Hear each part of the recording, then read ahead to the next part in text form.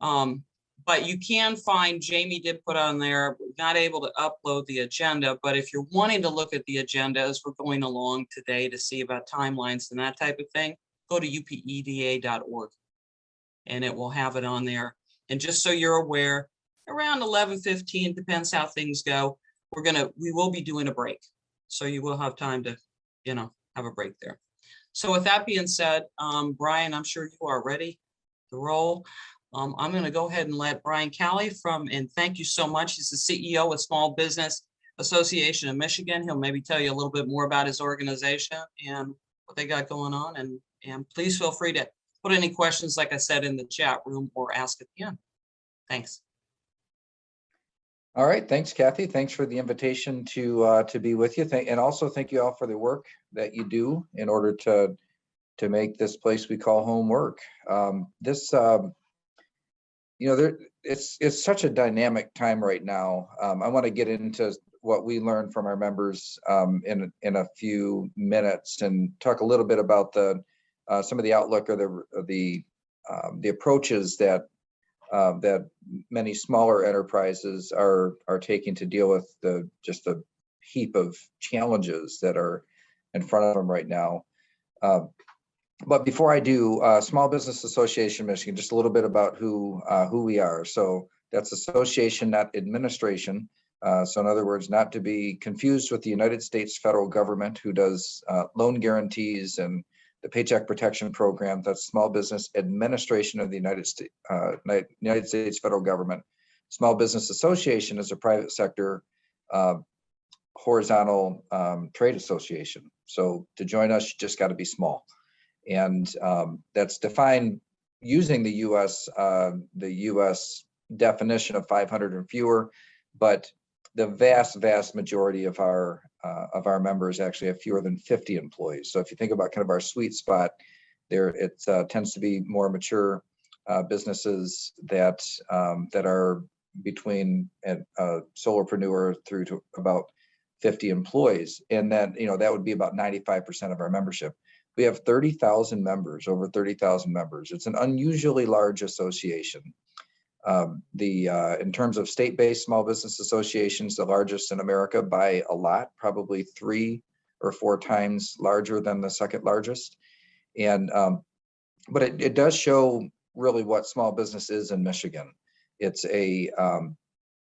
we kind of live in the shadow of the giants, the businesses that the large multinational companies that are headquartered in the state. And yet, if you go to virtually any community across our state, the landscape is really dominated by small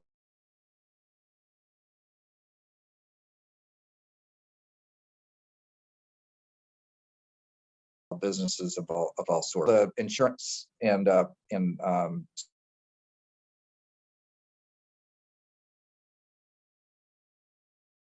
businesses, peer-to-peer learning, and we which is probably our most popular thing these days, just putting business owners together. And then of course we do advocacy, and we've got a political shop as well that does endorsements and elections. So we've got all of those things that are happening underneath the SBAM roof, and we've got a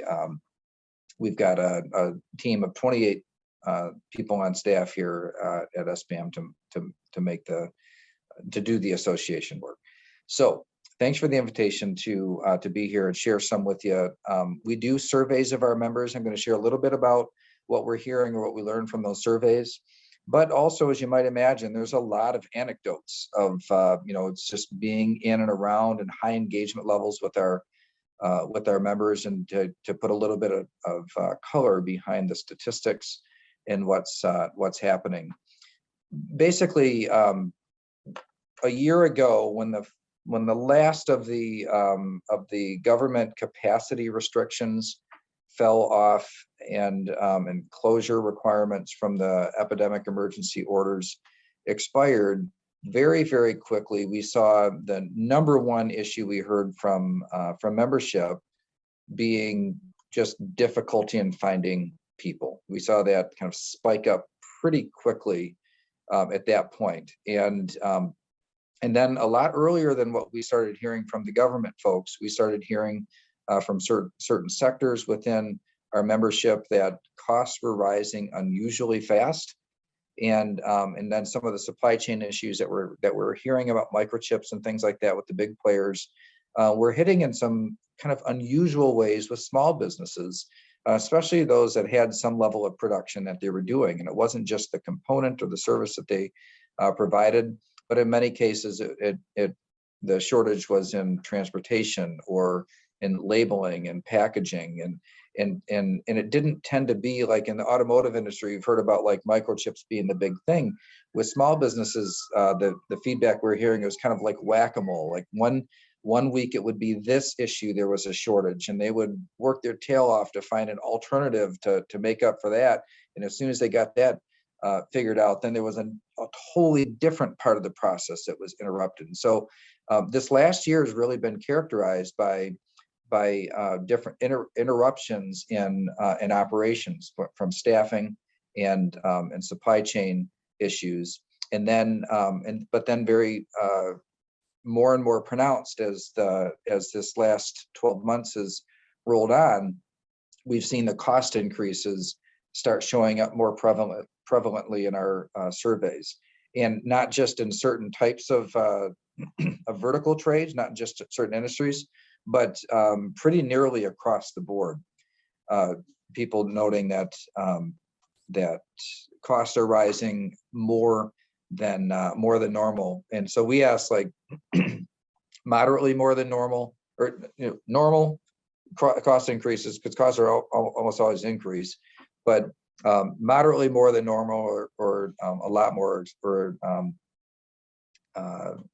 and just trying to characterize it that way, because for some businesses that operate at a very small margin, it might sound like a small increase, and yet it can really put them in the red real quickly. So in terms of what type of impact it has on their business. And so we saw it pretty earlier, even before the government and the Federal Reserve really acknowledged that the inflation was real. It was, the volume in our membership was going up a lot higher, something that we really had to pay attention to. It's when we started communicating to the policymakers that, the monetary policies, they deserve a little more attention than what they are receiving so far, based on, just like I said, as anecdotes. When you have as many members as we do, they start to pile up and mean something, and it's not unusual for us to get an idea, or kind of hear and see what's happening ahead of when it shows up in the economic statistics. And that's what happened over the last year.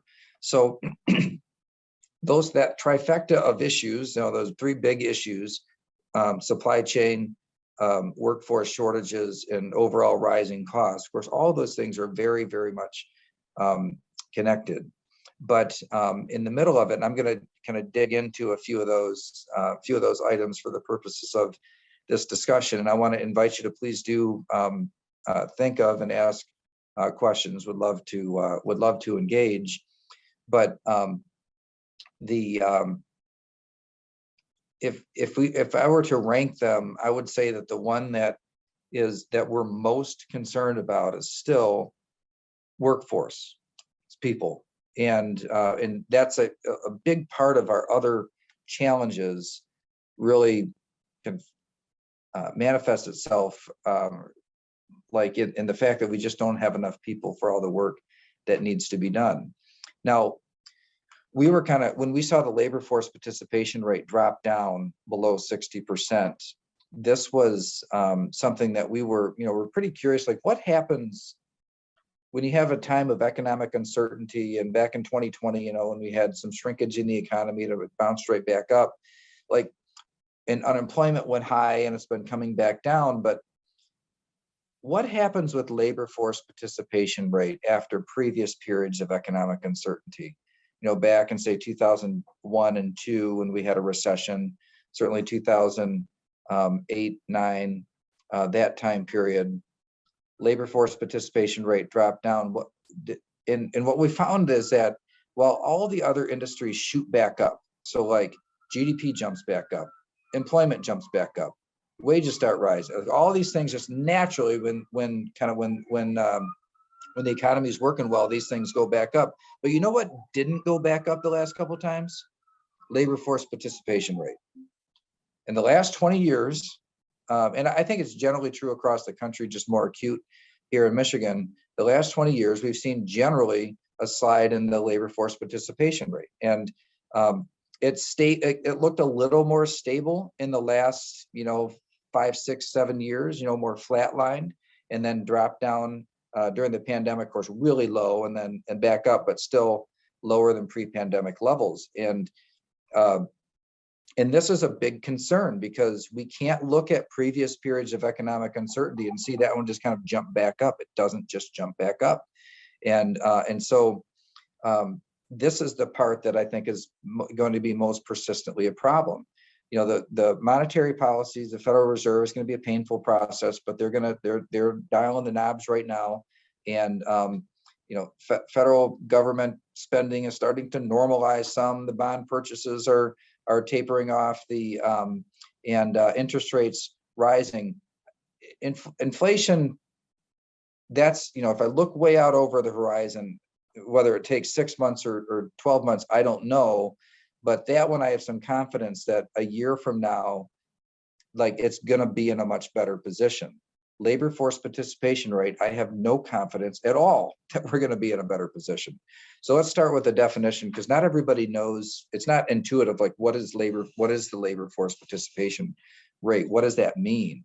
And basically, it's a measure of those that are 16 years and older that could be in the workforce.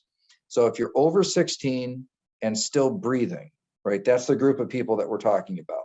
And what percentage of them are in the workforce? Naturally, you're never going to be at 100% because people retire, and then on the earlier part of that age spectrum, people are in school. So there's you're not going to have 100%.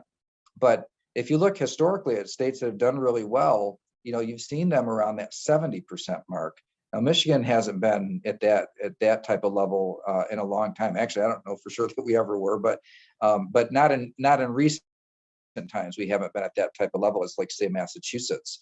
And so our aspirations, kind of what is our top level performance? I don't know, but certainly below 60% is causing all kinds of problems, and problems that are showing up in a lot of different ways.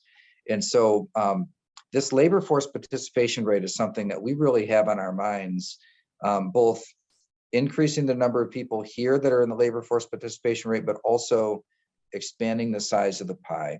And we have to think about both of these things because neither one on their own, I don't think, is going to get the job done. So now that we are in this, I'm going to go ahead and call it a post-pandemic period. I understand that the COVID-19 virus is still out there in various forms, but in terms of our operations, it's no longer kind of dictating how we operate. So in terms of businesses, say for healthcare, in terms of businesses, we're in a post-pandemic operational period. And one of the things that we're seeing kind of start to heal now is that people aren't waiting anymore. There was a long time kind of waiting. When are things going to turn back to normal? When are they going to go back to how they were before, and kind of being stuck in this spot? When are you going to invest? When are you going to hire new people? When are you going to launch that new whatever? That people aren't waiting anymore, because we're at a point when we can kind of relieve ourselves from hoping for the past to return, because it's not going to look like it was in the past. This feels very permanent in terms of this and the changes in how we live and operate. And so who can find opportunity in that is the next big race. And then finding the people in order to turn that operation or that opportunity into something that's real in the business. And so here's what we're seeing today is labor force participation rate still remains way too low, is businesses really turning to evaluations of what is the most profitable lines that they offer and the most profitable times to be open. In recent times, I've never really seen this where a store will just kind of let go of regular business operations or a restaurant or whatever, will let go of just regular business operations for their industry and say, because of staffing, I have to analyze when I can be open and make enough money to pay help that is a lot more expensive. And that's just when I'm going to be open. And I'm not going to be open during the times when that cash flow calculation is different. That's a pretty big change. I don't think there's really much appreciation for how big a change that is in terms of like the operational mindset of a business, especially those public facing businesses that are all about traffic coming into their locale. So this is a pretty big change, and it's one that we're very, very interested to follow in terms of seeing the success. Is this business model, is it sustainable over time, or do they really have to get back to a place where they're holding more traditional hours? Technology investments are another thing. Anybody who can automate is automating. I mean, this is it used to be kind of the exception to the rule. Actually, if you think way back, I remember when it was more common to not be able to pay at the pump than it is to pay at the pump. Now, pre-pandemic, this had really kind of risen up as something that became kind of the norm. But in retail shops, especially grocery style stores, it's not unusual anymore for the self-checkouts to outnumber the staffed checkout lanes. That wasn't necessarily because of a conscious decision of we'd rather, I mean, it was a conscious decision, but it wasn't because a decision like we want to do it this way. Is that we have no other choice because of the overall labor force participation rate. I only offer those up as a couple of examples of things. There's no reason to think that will ever change back, because that was a trend that was already being adopted before. It was something that was already kind of present and happening. And frankly, it had a pretty impressive adoption curve for things like that. Also things like remote work, things like telecommunications and these types of meetings that we're doing right now. Those things were already increasing before. The adoption curve just got a lot quicker after the pandemic. But since there was a trend toward them in the past, there's no reason to think that it's going to go back anytime soon to something that looks like it did before. And that, so once we kind of relieve ourselves from waiting for the past, you can embrace how it is. And that's where we see, that's what we see happening today. Before I get into some labor force or workforce issues, to talk a little bit more directly about what we see happening in those, in terms of how businesses are dealing with coping with the shortages and what they're trying to do to be more competitive and to win more people back in, and also some public policy discussion. I will also want to acknowledge that during the last 2 years, there has been an explosion of entrepreneurship.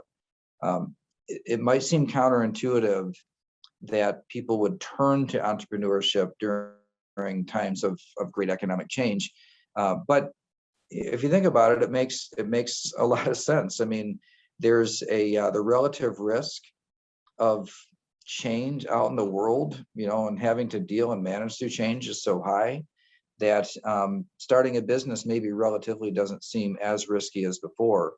The way that we know how many new businesses are being started, it's not a fancy statistic. It's just who applied for an employer identification number with IRS. And so when you do that, you say whether or not you are planning to have wages or not. And so you can see total number of new business starts or employer identification number applications, and you can see those who are planning on having employees. So more like a traditional business. Both are way up compared to pre-pandemic time. So this is pretty exciting. We don't really know a lot about this cohort of new entrepreneurs. In fact, we don't even know that they're new. So it could be that these are businesses that closed during the pandemic and entrepreneurs are just back out and doing something else, restarting businesses, and it was just cleaner to let the old one die and to start a new one fresh. Could be existing business owners starting new ones. I know anecdotally of many, many cases where somebody did a professional job for one business and they decided to go out there on their own to be a contractor. So their first client was their previous employer, but they could do, bookkeeping or marketing or HR or whatever for several different companies at the same time and hang their own shingle. So there are a lot of different things that are happening right now that contribute to this increase in the overall entrepreneurship. But I think it's a really, really bright spot in what we see happening in entrepreneurship, and I think especially good for rural areas where the landscape is absolutely dominated by smaller businesses. Just taking a look at the time, I've kind of I can't believe I've been talking this long, Kathy. So I'm gonna I just want to acknowledge that we have and on the workforce front, we've got a lot of great programming in Michigan, a lot of good public policy on getting people who are in the workforce upskilled more. Okay, so Going Pro, Reconnect, which is fairly new, but has been wildly popular in terms of the number of people going back to school to get a credential or an associate's degree.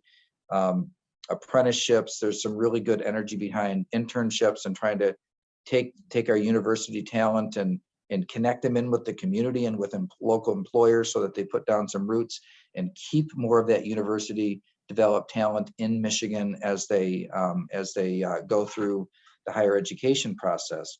But the size of the workforce is the place where we need to focus a lot. Childcare, housing being two kind of non-traditional business issues that have become extremely critical.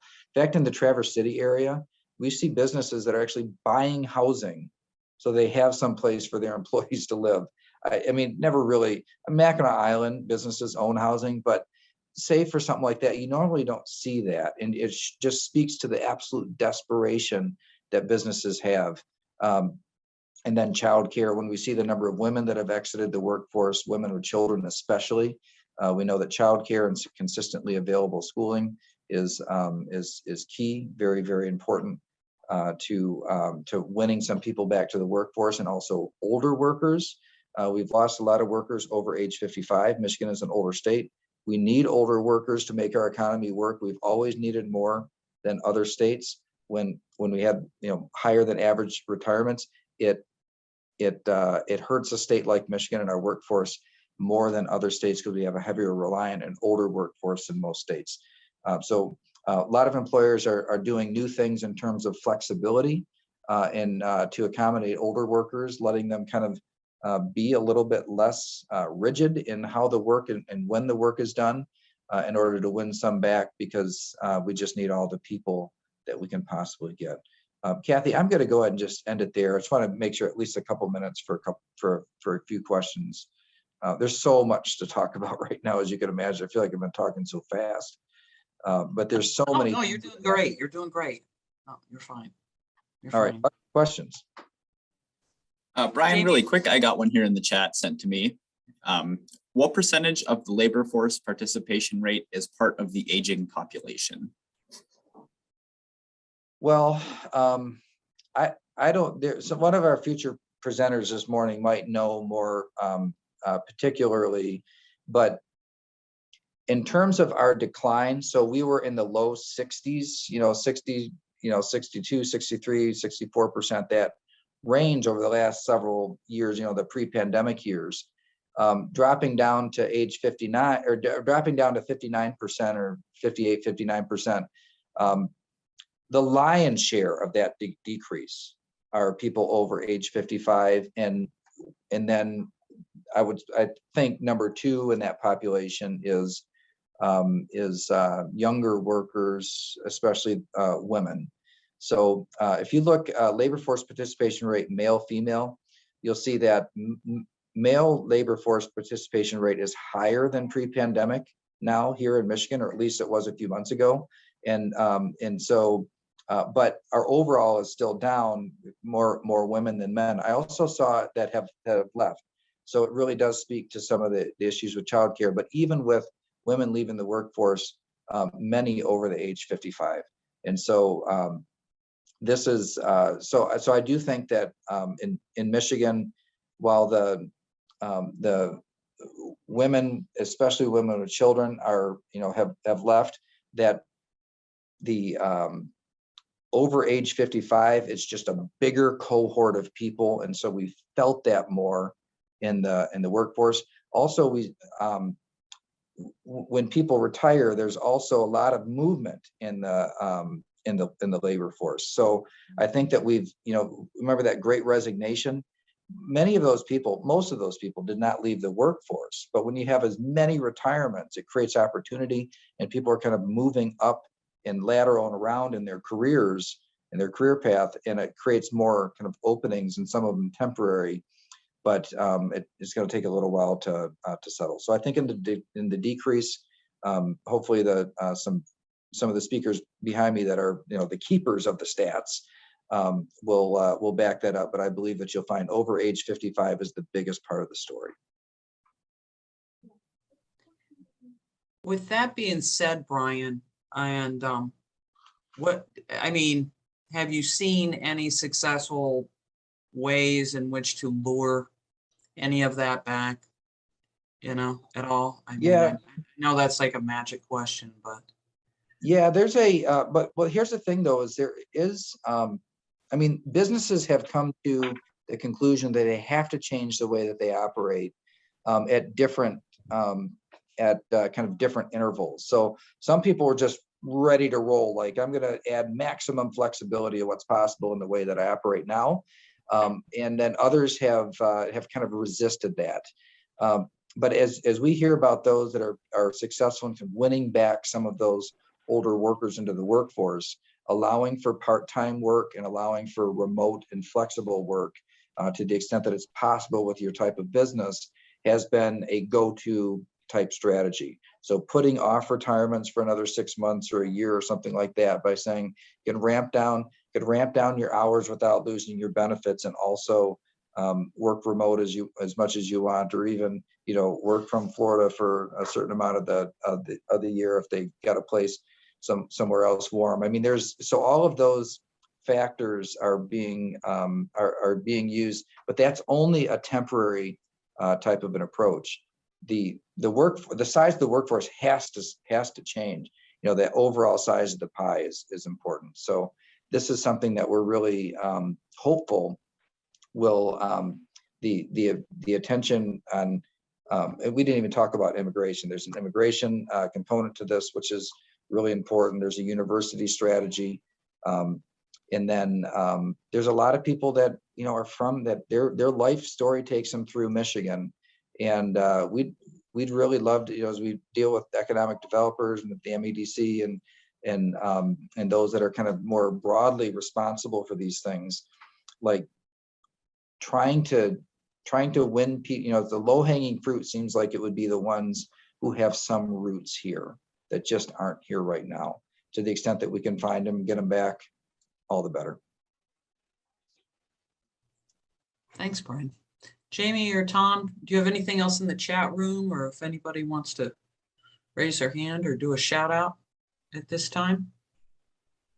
I got one more question sent to me here.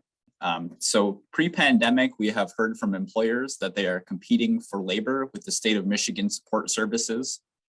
The example that they give is the state is paying folks to stay home, which is likely a reflection of wage stagnancy in the UP, but has that come up across the state or other rural areas in the state? Yeah, that was a problem that was often cited when the federal unemployment benefits were still, in full force. And so they were extended so you could be on it longer and you could get a lot more. It was almost like a universal basic income type of a concept. And it was, if you weren't, like employers felt like they had to beat the unemployment system, not just beat it, but beat it by a lot, because what's the incremental benefit of somebody going back into the workforce? If you could make $40,000 a year sitting at home, then are you going to go back for $50,000 a year? Is that $10,000 increment enough? If you're, it's hard to compete with zero, So that's so that was a problem. But we did see when it ended here in Michigan, the labor force participation rate and job seekers did go up some, but with so many people that left were older workers that I don't think it was the unemployment system. So so we did see some benefit when that federal benefit ended to the labor force participation rate, just a little bump, but it wasn't the majority of people that were leaving that we've seen leave on a more permanent basis. They didn't tend to be the younger workers. They tend to be the older workers, and they're proven to be more difficult to win back for some fairly obvious reasons. So yeah, I think that was a problem before. I don't think it's the main problem today. Okay. Thanks, Brian. Thank you. Thanks for the invitation to be here. Oh, you're great as always. So we really appreciate it. And if anybody else has got any questions they think of even later or anything like that, and even if Brian isn't on, I'm sure he would be more than happy if we, sent those along or anything, any comments or anything like that. But with that being said, I see Ron is on, and we'll go ahead, and Ron Wirtz is with us today, and he's the Regional Outreach Director with the Federal Reserve Bank of Minneapolis. And he's going to give us a regional overview and outlook from the Federal Reserve. And he's pulling up a PowerPoint here, and everybody should be able to see that. And again, if you have any questions, just go ahead and do a shout out. Either you can raise your hand, put them in the chat, whatever works for you.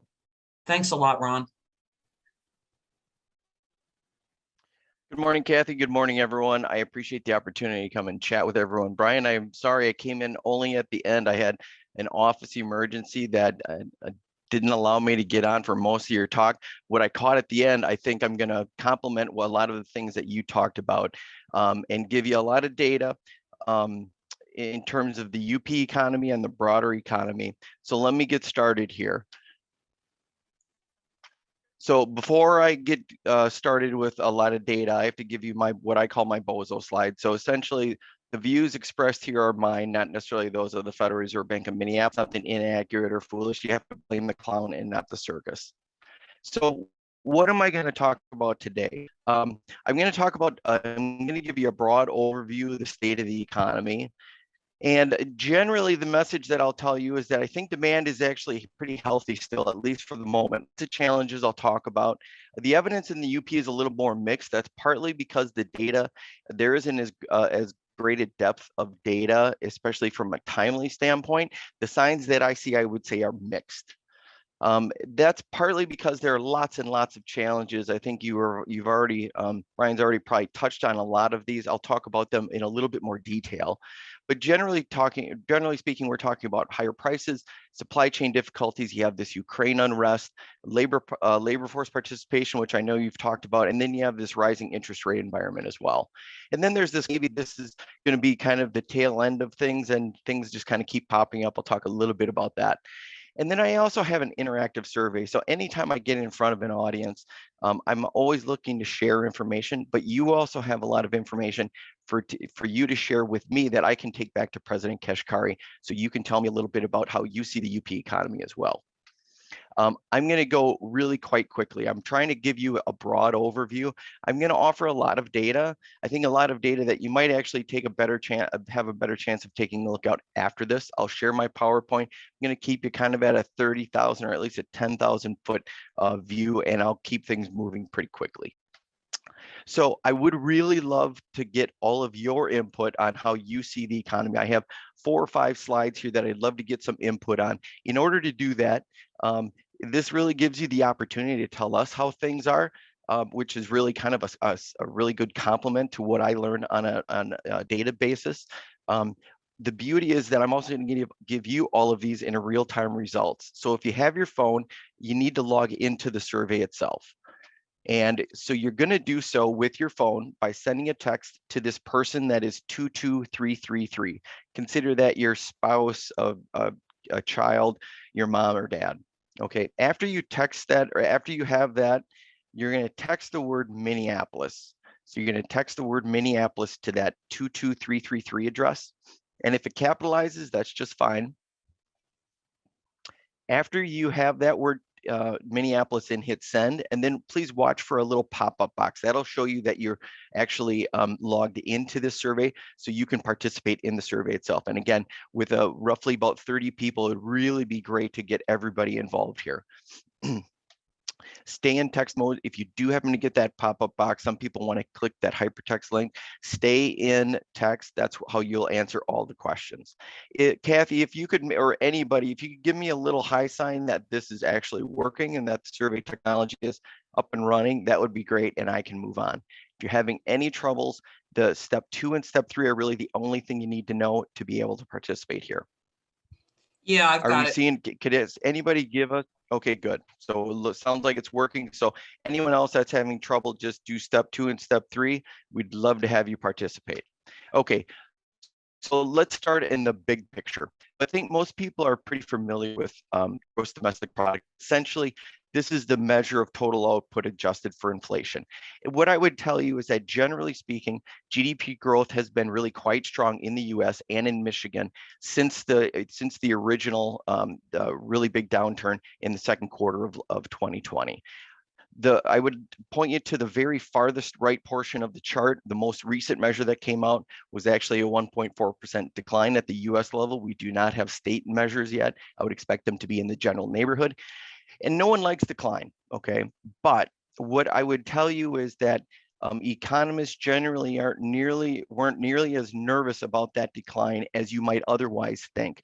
And that's because right now, consumer spending and business investment still appears very strong in that latest quarterly measurement. What happened is our exports went down and our imports went up. Really is in many ways kind of a continuation of the supply chain problem we're having. And so generally speaking, there isn't as much nervousness about the most recent report as I think maybe might otherwise be considered. Now, I have more concern, but some of the underlying drivers that we tend to look at, consumer spending, business investment, remain quite strong. In terms of the UP, we don't have as good of measures in terms of GDP for the UP. The most recent one, not a surprise. In 2020, we saw it decline. The chart there on the left declined about 4%. In terms of how that spread out across the UP, we saw a nice bump in Alger County. I think because of the increase in tourism there and pictured rock. Otherwise, you see it kind of generally down across most of the counties. What I would say is that recent evidence suggests that we're going to see a rebound in that number. Again, 2020 is already passed, but we're waiting for the data to catch up. I'm assuming that there will be a much more positive number for 2021. In terms of unemployment, and I think Leo will likely talk more about this, but what you generally see is it matches kind of the general US pattern, really high spike during the pandemic peak, generally coming down very quickly and now still trending lower. And generally, the good news is that it is, nearing pre-pandemic levels in Michigan. We also look at the U6 level, which is a little bit broader measure of unemployment. So the U3 measure is the rate that you would generally hear about in media reports and online. The U6 number is a little bit broader of a measure. It includes people that are working part-time but would prefer to work full-time. It also includes those people that would like work but haven't looked for 12 months. So it's a little bit better measure for slack, what we consider slack, and that is still above pre-pandemic levels still. So we know that there's slack in the labor market. Now that kind of contrasts some of the things we hear about lack of available labor out there, and I'll talk a little bit more about that, but in terms of the official measures, that's kind of where we're at. In terms of the Upper Peninsula unemployment, I only have annual rates in terms of the calculations that we did. And the bad news is that unemployment in the Upper Peninsula is always higher than other comparable areas. Or it tends to be, as this chart shows. The good news, though, is that it is going down. It has been trending down like everywhere else, and is actually fairly close to a 2-decade low. So I think, again, depends on whether you're half full or half empty. I tend to take the half full because it's really trending in the right direction. Excuse me. In terms of total employment, Again, the trend here is half full, half empty. We have seen, if you were not to see the big dip previous and only take like the last year, we're actually seeing very strong job growth overall. The problem is that our trajectory is not at such a scale that we are going to get back to pre-pandemic levels very quickly. So it's still going to take us a couple of quarters, very likely in a good sense, and that's if the economy stays strong, for us to get back to pre-pandemic levels. But generally speaking, what you are seeing is right at this position, we're in a good position because we're seeing job growth. Just there's still a lot of people that need to be employed for us just to get back to 3 years ago. And I should note too, there will be some opportunities to ask questions during my presentation. Kathy, if you happen to see anyone post a question or anyone that's looking at the chat box, you could just give me a verbal cue that maybe something's come in that I should address. I'm happy to stop wherever we are if we get a question.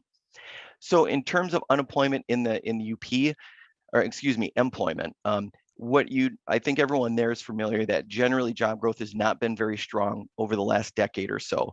The good news, 2021, in terms of the left chart, there's been good job growth in the last year in 2021.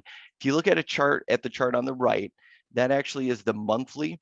And to me, that shows a much stronger pattern in that the very large majority of months during 2021 saw some job growth, and that wasn't necessarily the pattern even if you go back to 2019.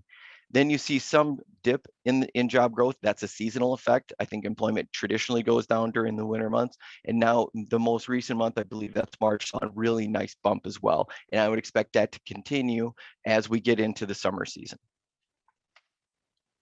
So if we can drill a little bit into the recovery, one of the things that the Minneapolis Fed realized is that we really need to do a better job of seeing what's happening on the ground.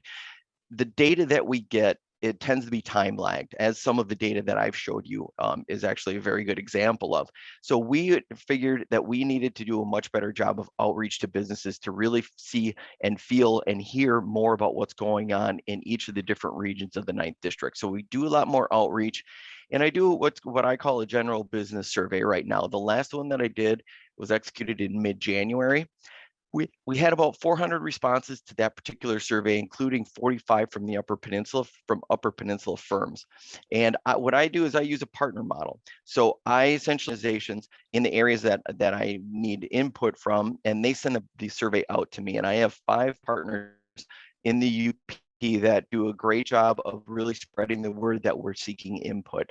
And UP businesses really are very, very good, better than a lot of areas in the 9th District about giving us some insight. So I really want to give a shout out to all my partners that it's really, really useful for you to be involved and for us to get information on UP businesses. So here's what we found out in January. Now, again, this is January, so it's a little bit time removed, but this is the best information that I can tell you about what we're hearing from firms up there. So in terms of company revenue, we asked them to compare the last 3 months of revenue, again in January, to 3 different measures from the previous 3 months, from the same period a year ago, and then expectations for the coming 3 months. And what they told us back in January, I would say is not necessarily a great picture, slightly negative if you're to look at it. So generally on this chart, red means bad revenue trend, green means good revenue trend. What you see here is that it's not necessarily great over the previous 3 months. It's about even in terms of comparison to the previous year. And expectations coming up also slightly negative. What I would tell you though, again, remember it's January, the sample of firms that respond from the UP tend to be overrepresented in accommodation, food, drink, retail, healthcare. Those happen to be the sectors that have also been most negatively impacted during the pandemic. So if you were to have a very kind of even spread of businesses across those sectors, as well as manufacturing and finance, some of the sectors that have actually done fairly well, I think you'd see a more positive picture, including up in the UP, if you had a little bit more representative samples. So take this with a grain of salt is what I would say. I think here too, so I've been doing this survey for a little while, and these are the results from UP firms over the last 4 surveys. And here I think you can see that seasonality really does have an effect in terms of the UP respondents, again, because I get more respondents in those that have been more negatively impacted. So generally speaking, I think we're seeing things really improve because conditions were improving for those businesses in the July and October surveys. January, again, I think a little bit of a seasonal effect, some pullback there.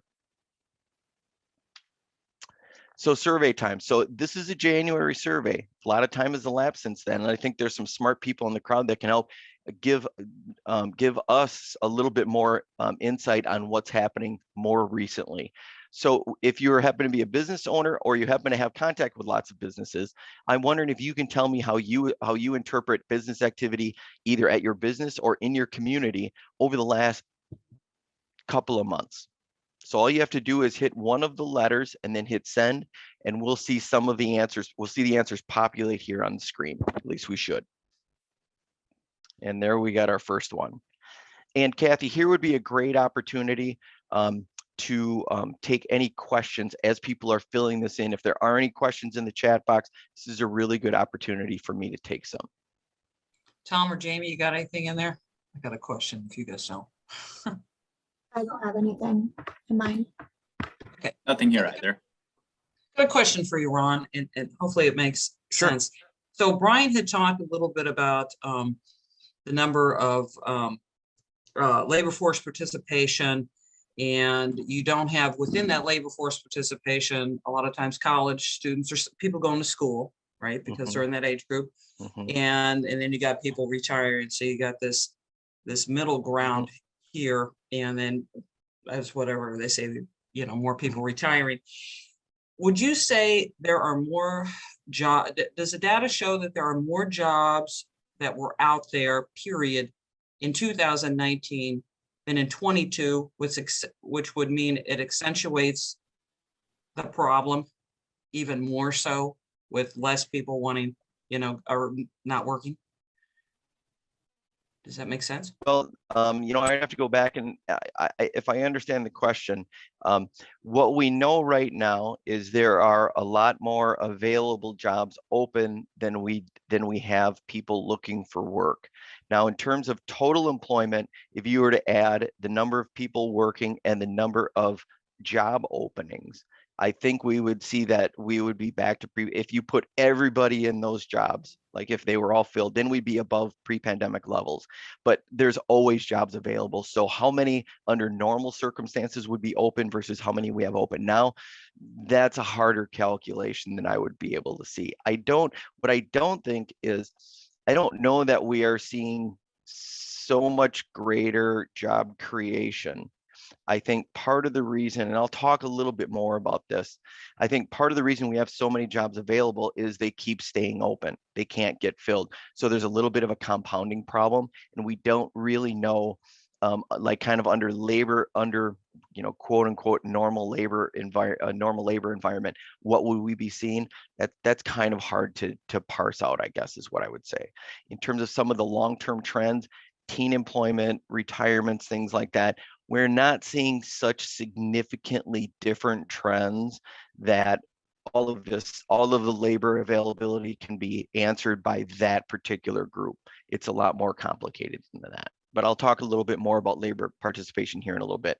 So let me continue here. So the good news here, you know, again, that's one of the reasons why we ask is you're telling me that things are really quite positive. Either they're stable but at good levels, or higher. So this is a really positive note that I'll take. The second thing, so we all know that we're in this high inflation environment. I'll talk more about that, and that there have been some recent rate increases. I'm curious if you can tell us, because we're trying to get some sense of how higher interest rates are having any impact. If you could tell us, what are you seeing in terms of, if you happen to be in banking or you know people that are, you know, have variable rate mortgages, what effects are you seeing in terms of the higher interest rates that the Fed has had to put in place?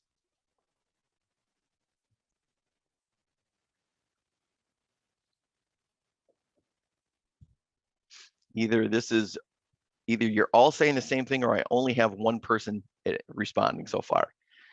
I'll wait just a little bit. And generally speaking, when I ask other business audiences, this is what I generally hear. I see a little bit in B and a little bit in C. Too early to tell so far. That's a very reasonable response. I'm going to move forward just in the interest of time. So let's talk about challenges. So again, I think we've established the fact that there does seem to be, I think, some reasonably good demand right now, but there are a lot of challenges to meeting that demand. So one of the things our survey asks is to tell us what are the greatest challenges for you. And I'd take you to the bottom of the chart. There's basically 3 things, and everything else is kind of not noise necessarily, but it's much less on the radar screen. Supply chain disruptions, labor availability, price increases. Let me talk a little bit about each. So in terms of inflation, what we have seen is that prices have been increasing a lot. The thing that this chart will show you can maybe take a little bit closer look, after this, but what your respondents are telling us is that prices are going wholesale level much steeper than we're seeing among our other respondents. If I can back up just a little bit in terms of talking about inflation overall, is not all goods and services are created equal.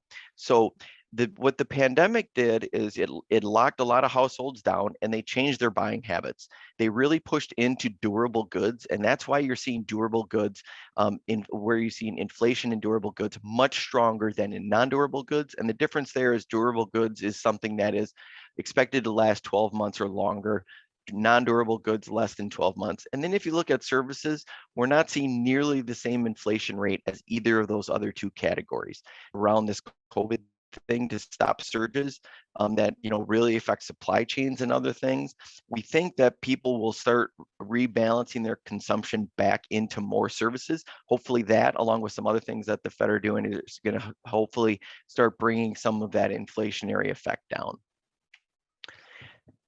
Real quickly, Neil has talked about this, and I'll apologize now. It's telling me my internet connection is a little unstable, excuse me. So I hope we don't have problems here. So Neil, the bank president, Neil Kashkari, has kind of come out, explained kind of his position on this. And generally speaking, he's acknowledged that the transitory factors he thought would pass, especially with the new vaccine, really haven't happened. If you want to get a better read on that, you can just Google those words and you'll get his Medium essay. In general, though, how he explains his thinking on this is the vaccine effects were not long lasting, and he expected them to be more long lasting. And the labor that we got back into the economy didn't really relieve pressure on supply chains and wages. COVID still is a problem. I think that's evident in the fact that there are 50 million Chinese workers that are still quarantined. And until we get a handle on the effect in the workplace in terms of COVID, we're not really going to get on top of the supply chain problems that are really kind of a fundamental piece of why inflation is what it is. The unexpected part too is that consumer demand really has remained strong, stronger than we expected this far away from the last stimulus package. The good news on that, if you can call it that, it's good news for workers. They have seen rising disposable income. Wages have been going up. That's good for workers. I understand, much less good for businesses that have to pay those. But that is also one of the reasons that consumer demand hasn't moderated as much as we expected. That's also why we've recently increased interest rates. We have communicated that we're going to continue doing so until we see signs that it's going to bring prices down to a level that I think everyone's a little bit more comfortable in. So the second challenge is supply chains.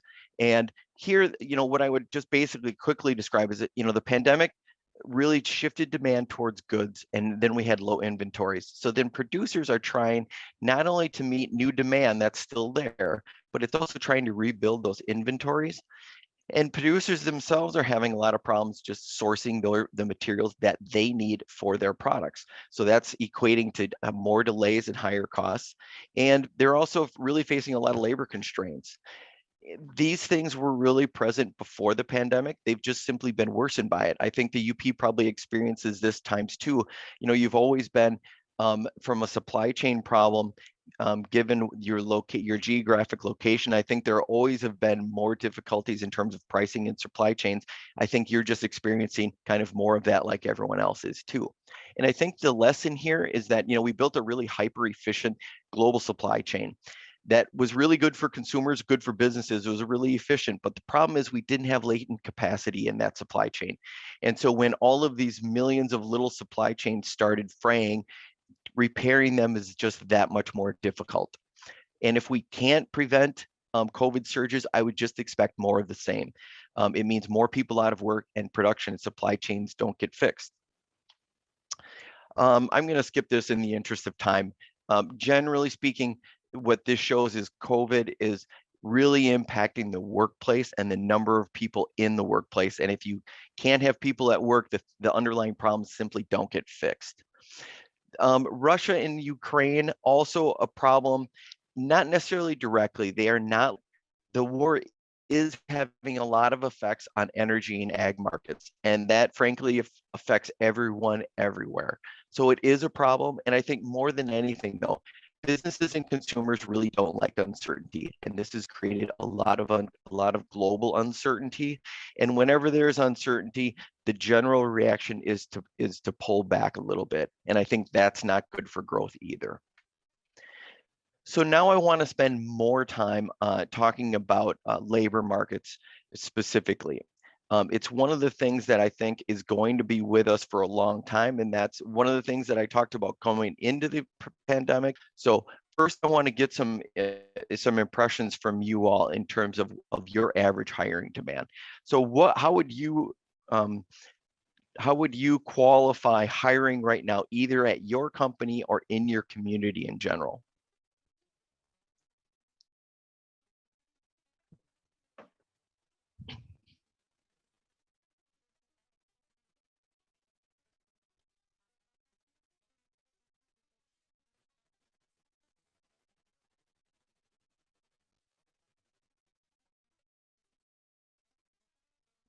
And it looks like right now we are seeing lots of hiring, maybe not everybody, but that's not surprising because in no survey is everybody one thing.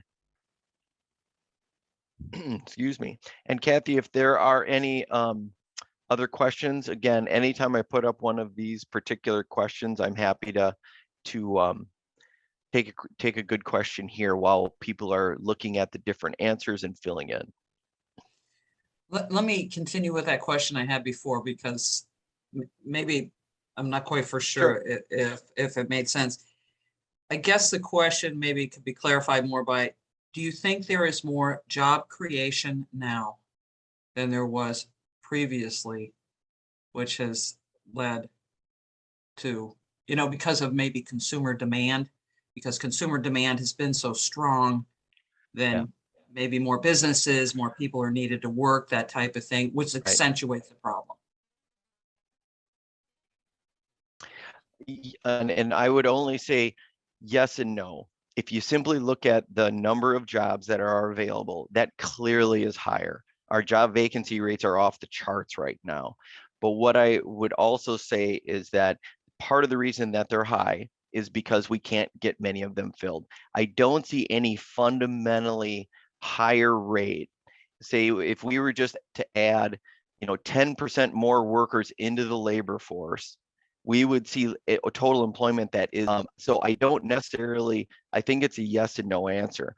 And I know that's maybe feels like punting, but I'm pretty sure that I think it's strong because there is demand. So I think the fundamental answer right now is yes. That also has to acknowledge that we had a lot of stimulus into the economy, both to businesses and to consumers. So how long, whether or not the rate of hiring continues is more of a question. So I would want to hesitate to say that this is a trend for stronger hiring generally. And the pandemic environment just also complicates it. So I think my answer would be yes, but it's complex, and I don't think it's like off the charts from a historical standpoint. If that maybe answers it a little bit, try to answer it a little bit more directly. In terms of average hiring demand, again, not everybody's hiring, but you're stable, and so generally on net, this is a strong hiring sentiment. The problem, as I think you all know, though, is in order to attract workers, you're having to raise wages by quite a bit. So again, just for you to look at maybe after this, just shows what UP firms are doing, what they're telling us in terms of our total survey. Generally speaking, we're seeing more firms give wage increases. They're giving bigger wage increases. But why is the labor market tight? Why do we have so many openings? So real quickly, I want to cover just two things. So labor force population has been either growing more slowly. In Michigan, it has actually fallen. Again, the chart there, I won't go into a lot of detail. I think many people here are probably familiar with the labor force trend in general. But generally speaking, across any state, we're seeing labor force populations grow more slowly because population growth has been slowing and because labor force participation has been slowing. So labor force participation, in my view, is the thing that is going to really dictate future economic growth. The more people that happen to be in a particular location and decide to work is really going to influence how many jobs are filled. The good news leading into the pandemic is that it was starting to rise in Michigan. Then the pandemic hit, and really across the board with most states is that it is still significantly below pre-pandemic levels. In the Upper Peninsula, kind of a different way of thinking about it. There are 313 counties in the 9th district. The yellow lines represent UP counties. The labor force participation rate in the UP is already low. And I think I didn't look at what it was pre-pandemic. I think it's safe to say it's lower than pre-pandemic levels. So there's this data set from the Bureau of Labor Statistics called the Job Openings and Labor Turnover Survey, or JOLTS. This is kind of a nutshell for what's happening in labor markets. The very top line is hiring, and that's generally up strongly in Michigan. Actual hires, that's the green line, is much flatter. It's positive, and that's the good news. Okay, so we shouldn't say that it's not growing. It is. It's just not growing as much as we would like. The other thing here is that voluntary quits, that's the red line, that has been slowly creeping up, slowly but very noticeably increasing. Okay, and that compounds the labor problem that we already have. And then you see that layoffs are low and stable, even declining really in recent months. And that's because if you can't find labor, you're more likely to hold on to labor that you otherwise might get rid of, either because of low productivity or maybe because business is dipping a little. You know that you might not be able to fill those positions again. So we're seeing an actual stability or a decrease in actual layoffs. Why are these so many jobs going unfilled? This is the last portion of my talk, and then I'll try to leave some time for questions. So I reach out to a lot of businesses and I hear, just generally what their narrative is. And what I hear from a lot of businesses, and they don't say just this, but one of the main themes I hear is that just nobody wants to work anymore. That's our problem with our labor force right now. And that government benefits are too generous. And what I would tell you is that these things are probably true to some extent. But I would also tell you that this is probably a too simple kind of generalization. What I think we're trying to figure out is labor force participation is a problem. And I think we're trying to figure out how do we help more people work that would benefit workers, firms, and the economy in general. What we are trying to do is we've always tracked the economy. The Fed's always tracked the economy. And I'll try to accelerate. I know I'm a little bit behind now, so I'll try to skip over some extra stuff. But generally speaking, the Fed has always tracked the economy via businesses. And what we think is that that's probably pretty one-sided when it comes to labor markets, because there's labor market demand, that's firms, there's labor supply. We need to talk to more workers so we can get a better idea of why they are or are not working. So we have this new effort out there to try to understand labor markets from workers' point of view. And that's because, again, labor force participation is really going to be important going forward. We've gone through some intermediaries. It's hard to survey workers themselves. We don't have that kind of network, but we've been working with intermediaries, organizations that work with job seekers, to try to understand some of the obstacles and objectives that they are all, that job seekers communicate to them. Don't try to read this slide. I kind of do it for effect. So we've done this survey now a half dozen times.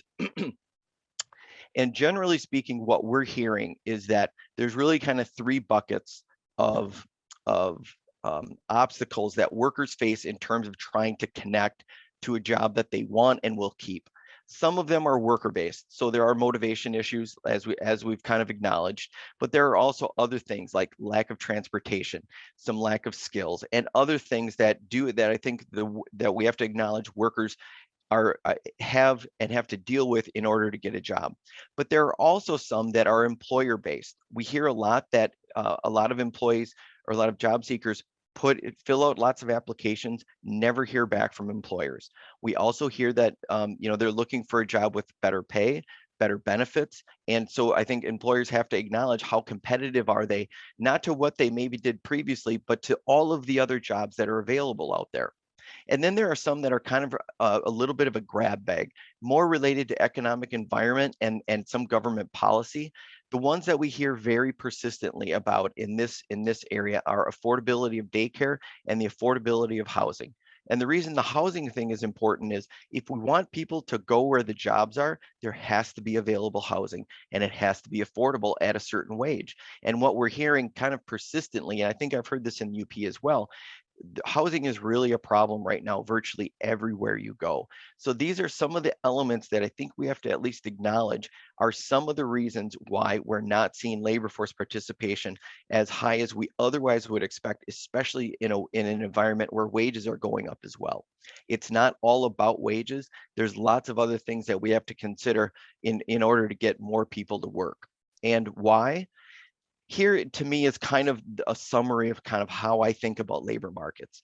In the past, a labor surplus meant businesses could be choosy. In fact, you should be choosy to find the best workers. You were foolish not to find the best workers out of, if you were put a job out there and you got 50 resumes, that's great for the business, not great for workers in terms of being able to get that job. But in today's environment, there's a labor shortage, and that means workers have leverage. And so we have to treat the obstacles that workers face more from a problem-solving point of view if we want more people to work. Now, I think that's already happening. Clearly, we're seeing higher wages. We're hearing about more flexibility in the workplace. But the question is whether or not it will continue, and whether or not it will continue fast enough to try to capture all of the economic growth potential that's in the economy right now. Now, the last thing I would say is this is not an easy problem. Firms have so many challenges to deal with already. To worry about whether or not your workers can get to work or whether they have affordable daycare, that's just another problem. Sometimes I have a lot of appreciation and a lot of admiration for firms that can stay in business in this environment. This is just one more problem. The thing about this labor market issue, though, is if we decide to do nothing, if we don't try to figure out ways to problem solve to get more people into the labor market, we're not going to grow as fast. So if we do nothing as it relates to all these obstacles, we're just simply going to have to accept slower growth. So, and I think, one outlook. I was hoping to get an outlook input from on your outlook in my survey. I took it out in this particular one that I forwarded to my personal computer. So this is back to our survey. Generally speaking, all the challenges, the thing that I'm continually impressed with is the resilience of small businesses, especially. Despite all the challenges, the UP firms are still telling us that they're optimistic on net over the next coming 6 months. I think that's a really positive message to leave you with. And I believe that is the end of my formal presentation. My apologies for the connection problems. I appreciate your patience with that. Glad I was able to at least get reconnected so I can give you the rest of this. I will send the PowerPoint. You can take a closer look. Happy to take questions. Thanks, Kathy. Thanks, Ron. Has anybody got any questions for Ron? I know Leo's going to be talking after a little bit too about labor too. So, can't think of it now. Jamie or Tom, do you have nothing in the chat? Nope, nothing in the chat. And this is a question I'll go ahead and ask you, Ron. And then Leo is on, and he might be able to address it a little bit too. Do you find it? You were saying it's hard to survey workers, or people that are not working and getting their opinions. And I looked through that list of reasons why people weren't either applying or working or whatever it may be real quick. do you think, it seems to me that there have been a lot of people that have left the workforce or left particular fields because they just don't want to do it anymore. Because maybe the stress is over the last couple of years. Maybe that's in education, maybe that's in healthcare, maybe it's having to deal with too many people and the type of situations they've had to deal with in the service industry. I hear a lot of that. Yep. That they just, it's like, I'm just going to retire now because I don't want to deal with it anymore. Or I just don't want to do those type of jobs anymore. I want to do something different. Did you see any type of surveying going on out there about that? I mean, I don't know how to fix, how do you fix something like that? Well, that's something actually we are trying to do a lot more in-depth research on. It's not the best data because it's time lagged, but there's some ongoing regular surveys, the ACS and the CPS surveys that the census do offer some insights on labor force participation. We are trying to dig into more.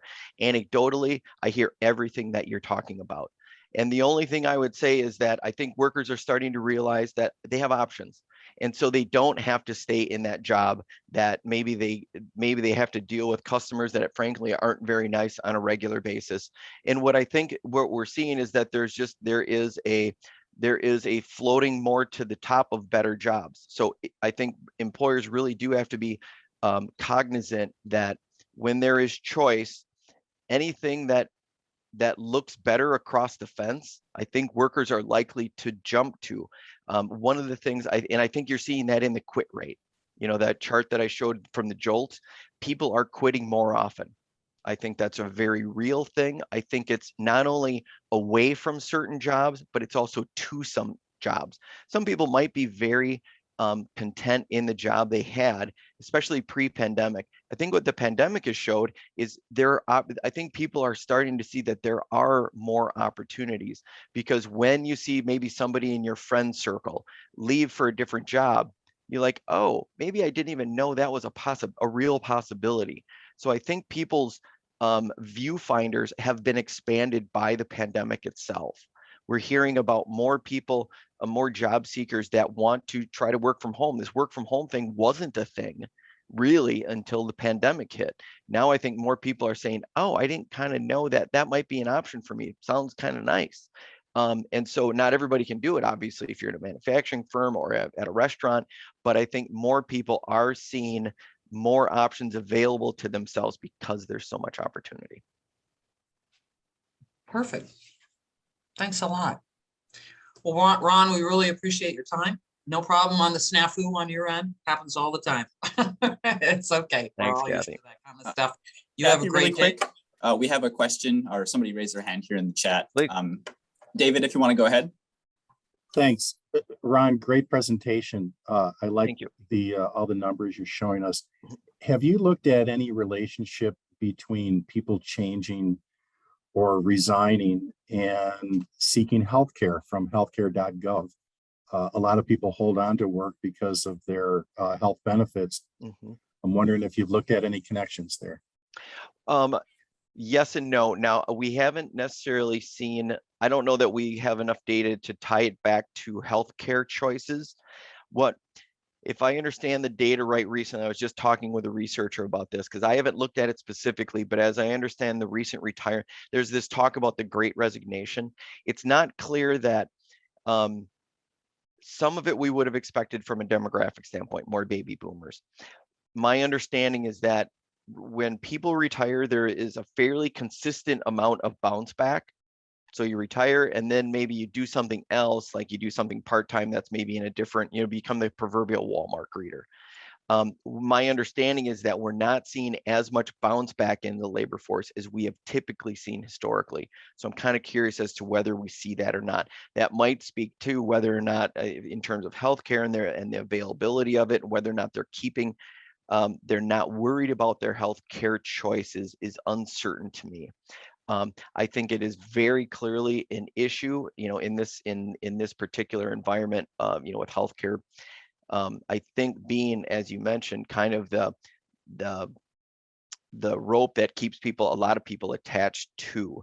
So in terms of whether or not they are leaving at a different pace, where it's kind of too early and our data systems aren't up to date enough to give us like insights, you know, in the most recent months. So it's something that we're following. We do kind of expect some of the labor force participation rates among older people to bounce back some. The problem is the growth in the labor force among those 65 and older was the strongest growing group of any of the groups, just from a percentage standpoint. So we were seeing a lot of people work longer. We're seeing that decline fairly significantly during the pandemic. I think part of that is a health-related fear for COVID. Whether or not it bounces back to levels that we had seen previous to the pandemic, not clear to me. I'd be a little surprised, or at least if it does return, it's going to take a long time to return to previous levels. I hope I answered your question. Thanks, Ron. Yep. Okay, and so we were typically before going to take a break from 11:15 to 11:30. So if it's okay with you, Leo, what we'll do is we'll take a break and be back at 11:40. Does that sound okay to you, Leo? No problem. Perfect. I'm good. All right. Perfect. And so 11:40. And Tom, could you do me a favor, or I could do it myself? It doesn't matter. Maybe just put it up on a piece of paper and share the screen and say break time, you know, resuming at 11:40. Is there some way you can do that up on the screen? Yep, I'll put something up right now. Okay, perfect. So then just everybody knows in case they had to step away before. Thanks a lot, Ron. We really appreciate it. Okay, so it's 11:40 and it looks like Leo, you're ready. Leo is an economic specialist from the Bureau of Labor Market Information and Strategic Initiatives. And he's going to talk a little bit more about some of the things we've been talking about this morning and even more so. So if you're ready, Leo, we can go ahead and get going. Yeah, thank you very much for the introduction. I am, as Kathy said, I am from the Bureau of Labor Market Information and Strategic Initiatives. And today I have been asked to provide an update of the labor market status in the Upper Peninsula.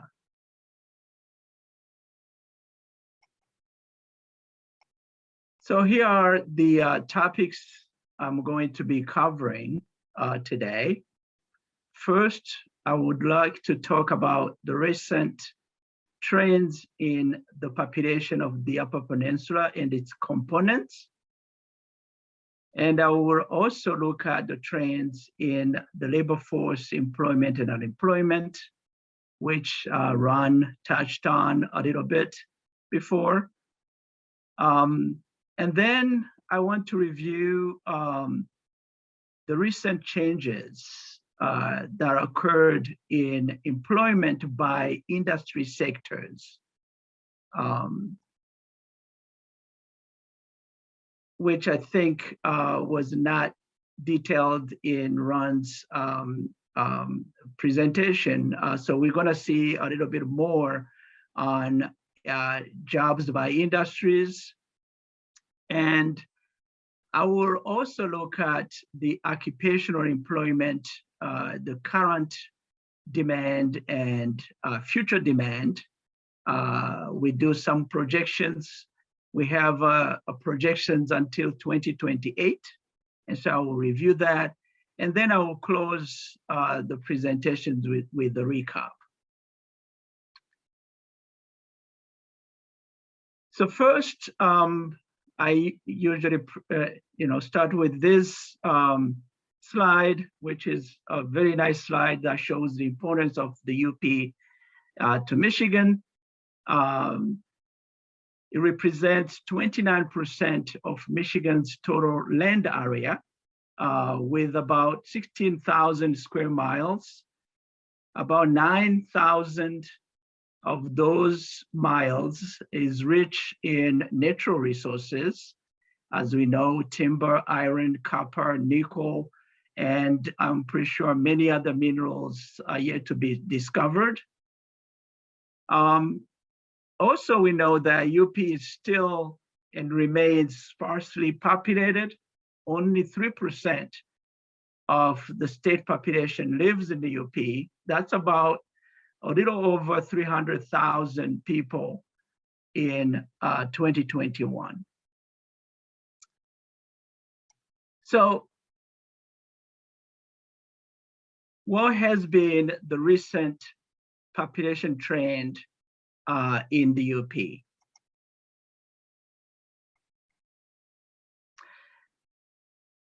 After years of decline, the population in the UP increased during the pandemic.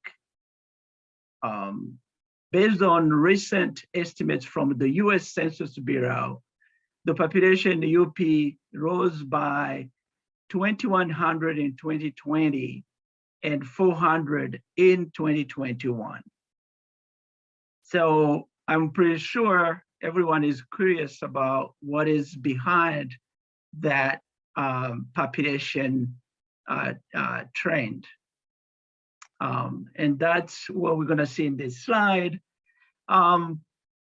When you look at the components of the population in the UP, for several years, death in the UP have outpaced birth. This is usually happens in areas with great share of older population. In the UP, county median age are above the statewide average of 40 years. They range from 40 to 59 in some counties. The exceptions are just Houghton and Marquette counties because of a large young university population.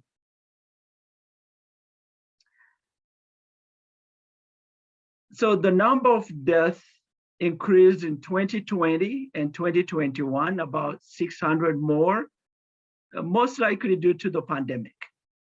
However, we're gonna see that we can see actually the dark blue, the dark green line, that's the net migration.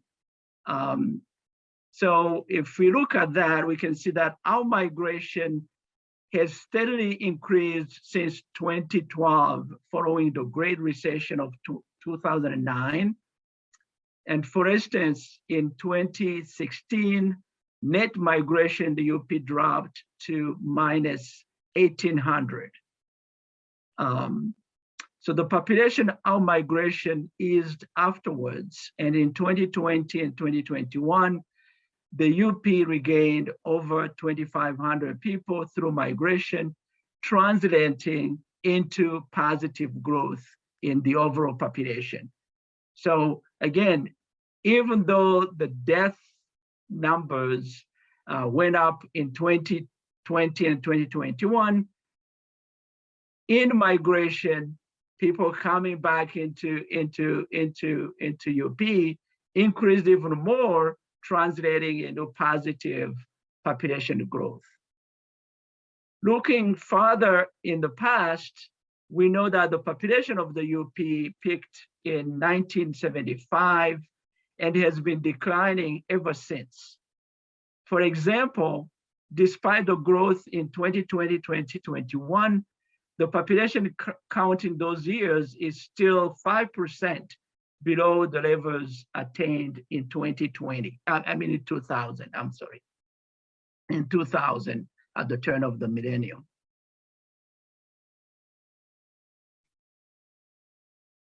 Now, does this have any impact on the trends in labor force? So let's look at how the labor force employment and unemployment have trended recently.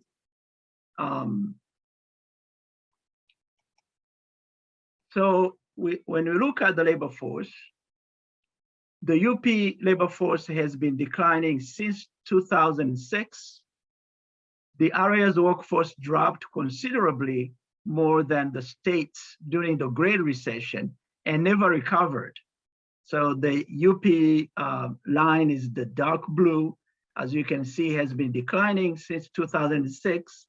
And he has never recovered since he dropped in the Great Recession. The UP labor force fell once more during the pandemic in 2020, and it continued to do so in 2021. The most recent data of March 2022, so that's 2 months ago, those data show a little bit of increase in the UP's labor force over the year, but they are still substantially lower than the pre-pandemic March 2020 level by 2,000 and March 2019 by 4,500.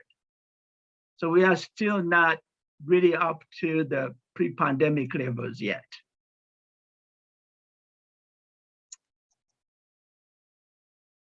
So how about employment?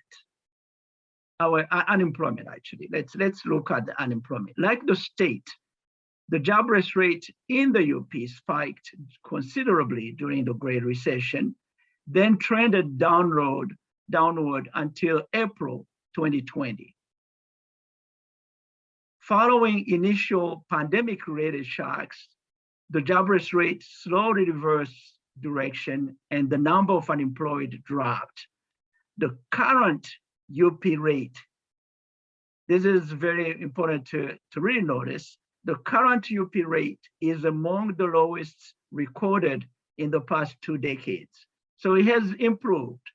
So in 2021, for example, the unemployment rate in the UP of 5.9% was a little bit higher than the 2019 pre-pandemic level of 5.5%.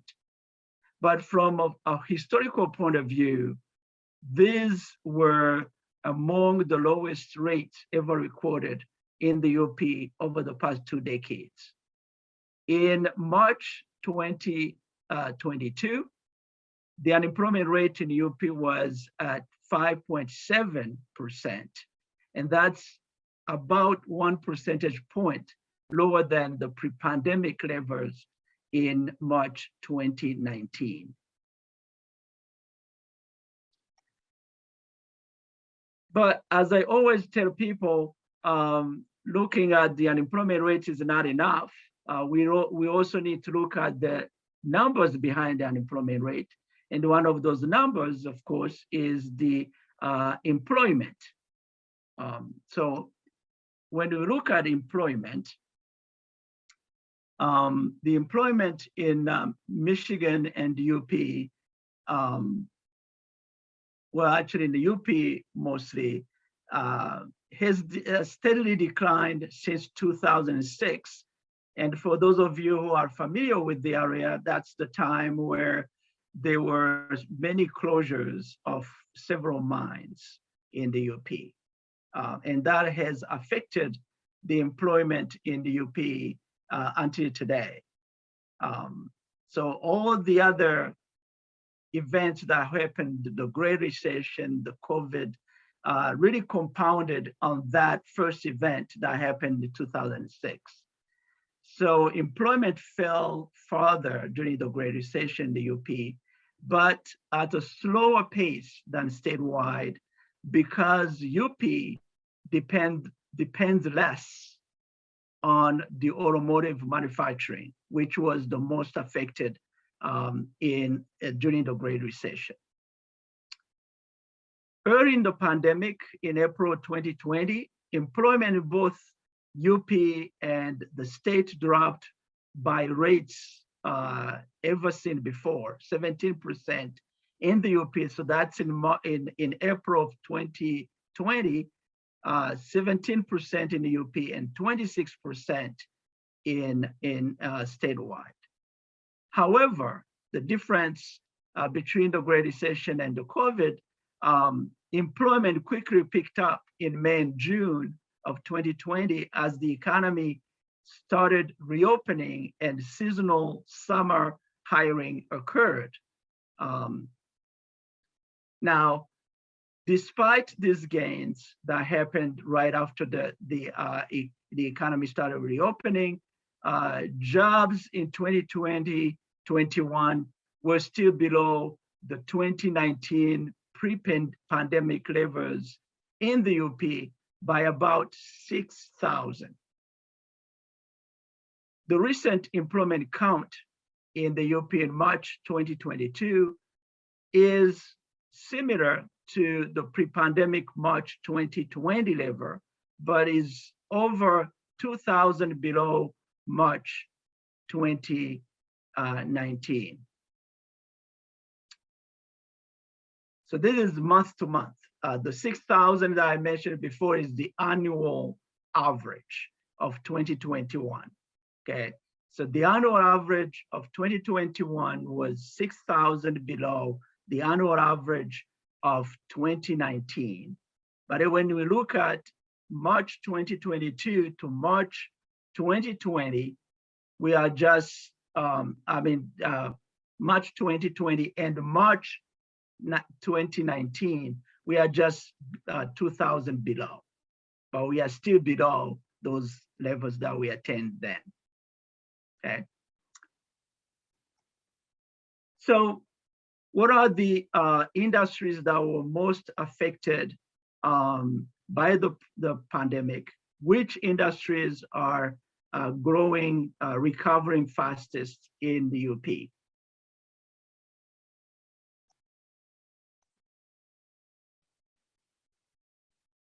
So both private and public sectors cut jobs during the pandemic. And by 2021, jobs had recovered somewhat, but again remained below 2019 pre-pandemic levels. So private sector jobs fell considerably during the pandemic in both the UP and the state, but they also recovered quickly in both areas as soon as the economy began to reopen. So you can see that's the left side of the chart here. You can see a big dip and then a quick bounce right after. We still, of course, as you can see, about 5% below 2019. The story is different for public sector jobs, which show a much lesser drop during the pandemic, but also a slower recovery. So what we're finding statewide is that most of the drop in the public sector jobs were concentrated among support staff at public universities and colleges and some local public schools. These jobs, when the economy started opening, these jobs were also slow to recover, as you remember, because these institutions were also slower to reopen. They remained, most of them remained online, and so they didn't need as many staff support staff as before, and so the recovery was much slower. In the UP, though, we need to remember that the public sector in the UP also includes all tribal-owned businesses, and some of which are in leisure and hospitality industry, which was the most hit by the pandemic closures, as we will see in the next few slides.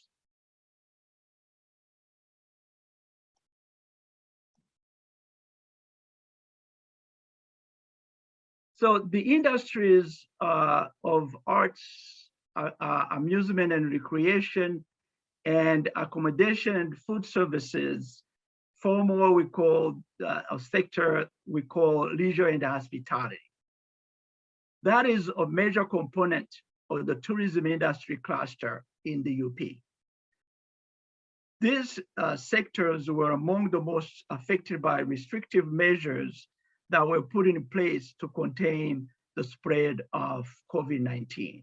In the UP, jobs in this sector dipped by 5,800 compared to 2019. So as you can see, it's the largest, it had the largest cut in percentages during the second quarter of 2020.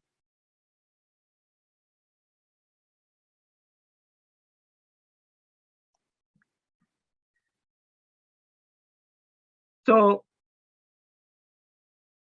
I tried to see which demographics were most likely more affected by the cuts in leisure and hospitality. And as we can see here, the workforce in overall private sector is evenly distributed across genders in the Michigan Upper Peninsula. However, in leisure and hospitality, women hold a commanding majority, a little over 60% of the workforce in leisure and hospitality in the UP is made up of women.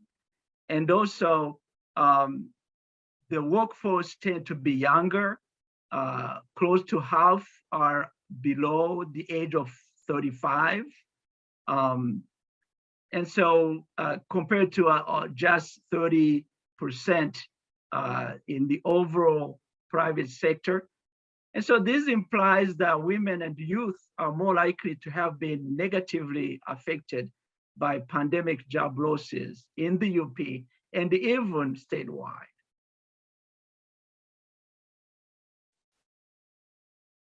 So how is the recovery looking like? By the second quarter of 2021, that is a year into the pandemic, all sectors had recovered some of the jobs lost. However, as we can see again, payroll employment in the UP was still below pre-pandemic 2019 levels for most sectors. So the first sector is, if we compare 2020, the pandemic, the second quarter of the pandemic, to the second quarter of 2021, and we can see clearly that all sectors have recovered some of the jobs. And again, leisure and hospitality, which was the hardest hit, has recovered most, about 60% of it. But then if we compare 2019 to 2021, we can see that there are a few of the sectors that have recovered their pre-pandemic levels, including professional and business services. That includes accounting and engineering and architecture, legal services, etc. But most other sectors, so we're looking at the dark green, you can see that most other sectors, with the exception of professional and business services, are still below the pre-pandemic 2019 levels. For example, employment, leisure, and hospitality was still 1,600 below 2019. Public services, 1,600 below also. Educational and health services, 1,000 below. And manufacturing was still 600 below 2019.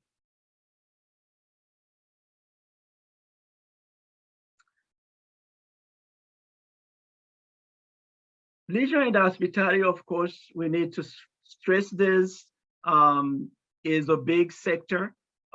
It's the third largest industry in UP, accounting for 13% of the area's payroll employment. And as we just saw, it was the hardest hit by the pandemic job losses. Okay.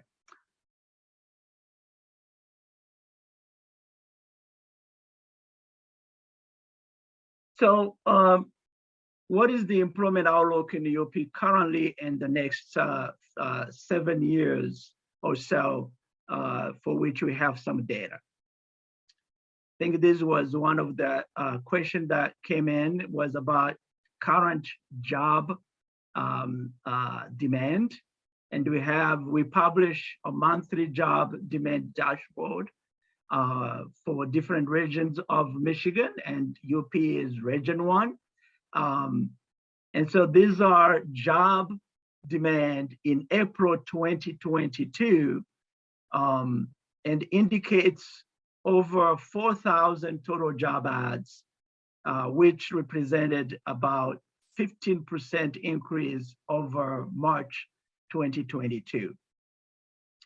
The top job advertisers included LifePoint Health, Sault Ste. Marie Tribe of Chippewa Indians, and Davison Hotels and Resorts. Registered nurses and first-line supervisors of retail sales workers were among the top advertised jobs. And if we look at the geographic distribution among different cities of UP, Marquette counts the highest number of job ads, followed by East Canaba and then Sault Ste. Marie. There's a chart, a little chart that shows the historical ad volume over the years. And we can see that, of course, they dipped during the pandemic and then started increasing to today. So there's a high demand, as Ron and many of you noted. There was a question about the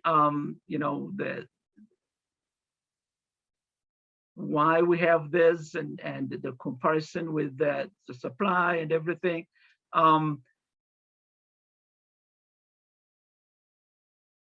I looked at the number of unemployed. So in March of 2022, we had about 7,500 people looking for jobs. And as we can see here, we have about 46 total job ads in the UP. And so it's not that there aren't people looking for jobs.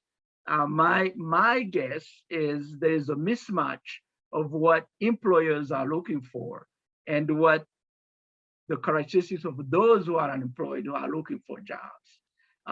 So if most of them are looking for, jobs in tourism industries, but employers are looking for registered nurses, as we can see here, are looking for first line supervisors, that is going to create the mismatch between demand and supply.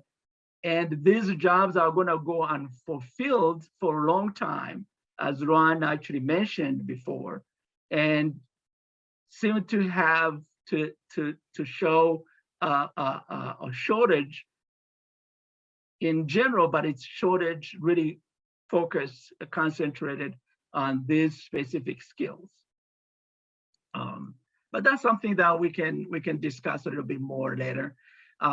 So these dashboards, as I said, we publish them every month, and you can find them on our website by clicking on our website is michigan.gov/LMI. You click on publications and you look for these prosperity regions job demand snapshots. So looking a little bit ahead to 2028, we can see we foresee that jobs in half of the state's 10 prosperity regions are projected to decline over these next 7 years. jobs in the remaining half of the regions will be mostly flat, with the exception of West and Southeast Michigan regions. And even statewide, occupational employment is projected to remain unchanged. It's going to inch up by 0.1%.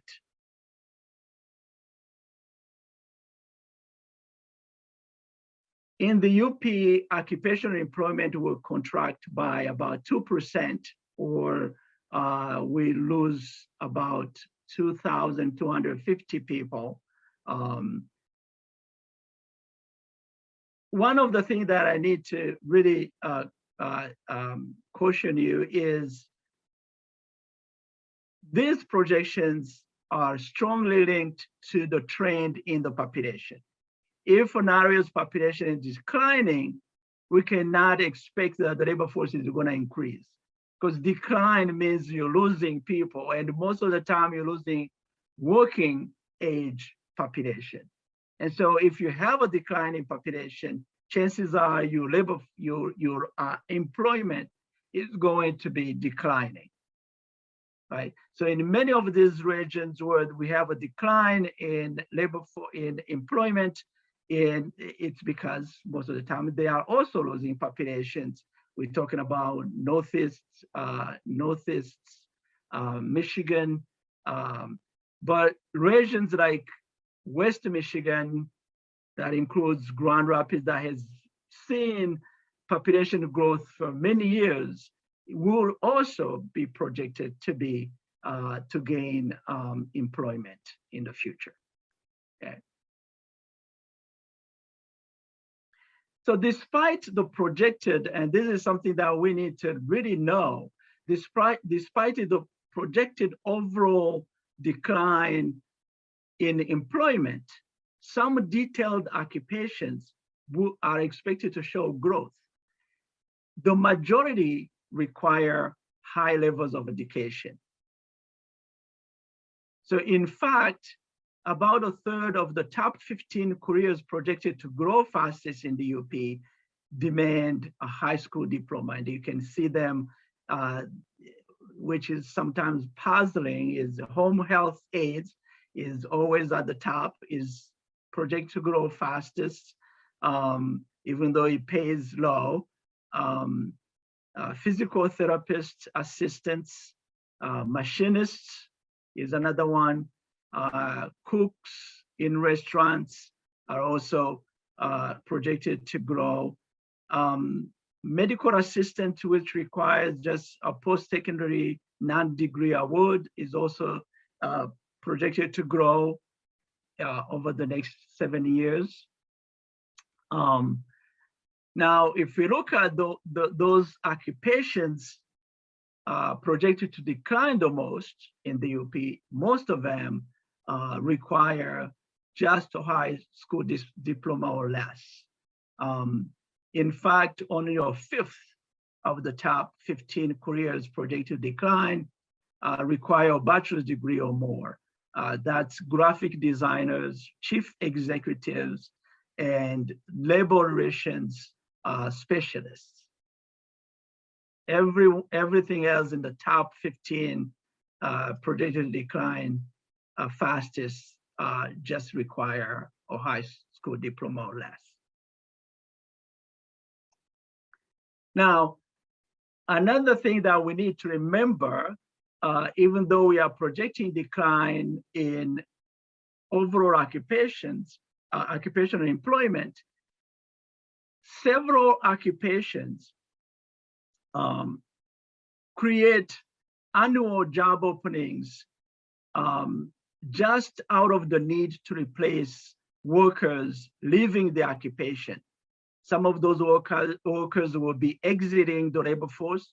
Others will just be changing jobs, changing careers, going from nursing to manufacturing or vice versa, manufacturing to construction, vice versa. And all those changes create jobs annually.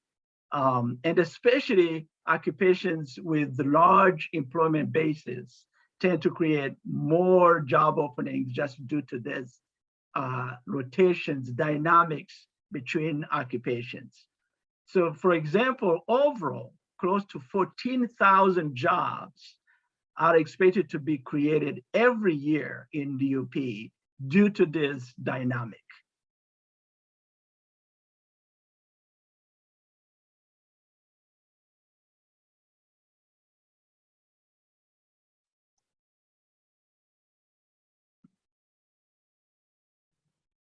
The UP displays an above average share of jobs requiring a high school diploma and a below average share of jobs demanding a bachelor's degree or higher. If we look at job projections and educational training, jobs requiring a bachelor's degree or more are expected to grow at the highest rate of all educational groups in all areas of Michigan. It's not just UP. It's all areas of Michigan. This is really the link between education and growth. Occupations that require an associate degree, post-secondary non-degree award, and some college and no degree are the second fastest growing educational group. And then the projected annual openings are highest for those occupations requiring only a high school diploma and short-term training. So if we recap what we've learned, like the state, the Upper Peninsula labor market was severely impacted by the early pandemic job losses. The UP labor market has improved since then, but has not yet reached pre-pandemic 2019 levels. So one of the facts that we've seen is that for the first time in the past decade, the UP gained population in 2021, thanks to a net gain from domestic migration. We also have seen that tourism-related industries like leisure and hospitality, which employs a significant share of UP residents, were hardest hit by the pandemic-related job losses, and that in 2021, the sector recovered close to 60% of the job loss. The UP's jobless rate rose by a little over 3 percentage points to 8.8%, and the state rate jumped by close to 6 percentage points to 10 percentage points in 2020. The rates in both areas have come down considerably in 2021 and sit about at 5.9%. And we know that the jobless rate in the UP was estimated at 5.5% in 2019. And again, I want to stress that these are among the lowest jobless rates we've seen in the UP. UP employment has been slow to recover. After dropping by close to 6% in 2020, it's still 5% below the pre-pandemic 2019 levels.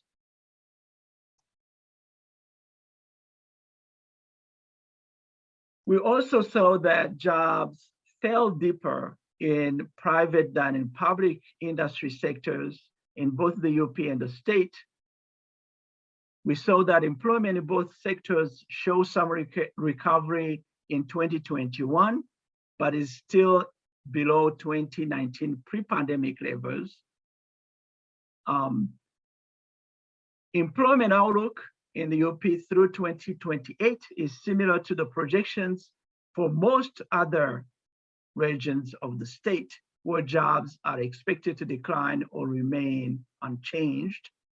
However, in the UP and other regions, tens of thousands of job openings are expected to be created each year out of the need to replace workers exiting the labor market or changing careers.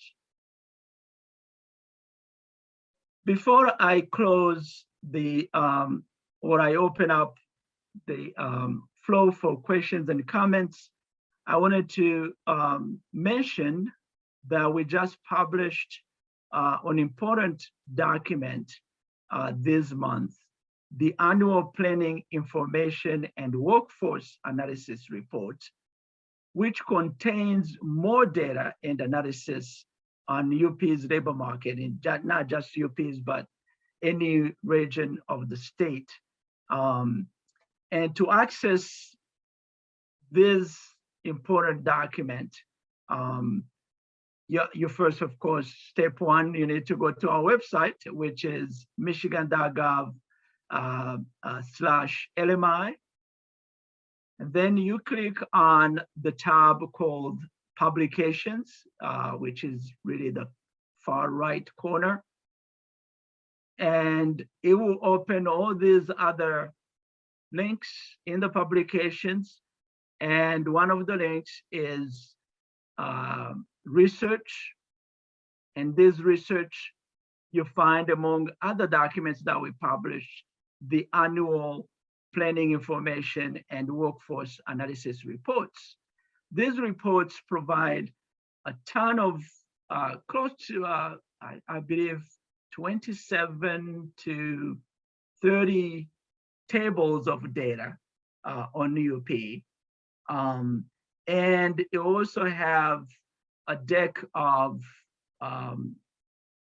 analysis slides on different topics, some of which I've covered here. And so it gives more details. So I encourage those of you who want to get more information on UP to look at this document. With that, I'll open up the floor for questions and comments. Tom and Jamie, have you got? Nothing in the chat over here. Nothing on my end either. So I have some questions, of course. Sure. So on that research page that you showed, that website, does it break it down by county or is it the whole UP data? The annual planning report is just by the UP, but the tables, so the analysis is usually for the whole UP, but the tables are, as much as we can, we actually provide it by county. Okay. So for example, we're going to show the total population in the UP, but also the population for each county. We're going to show the total labor force for the UP and the labor force for each of the 15 counties of UP, Okay. et cetera, et cetera. So it's really detailed. Okay. Yeah.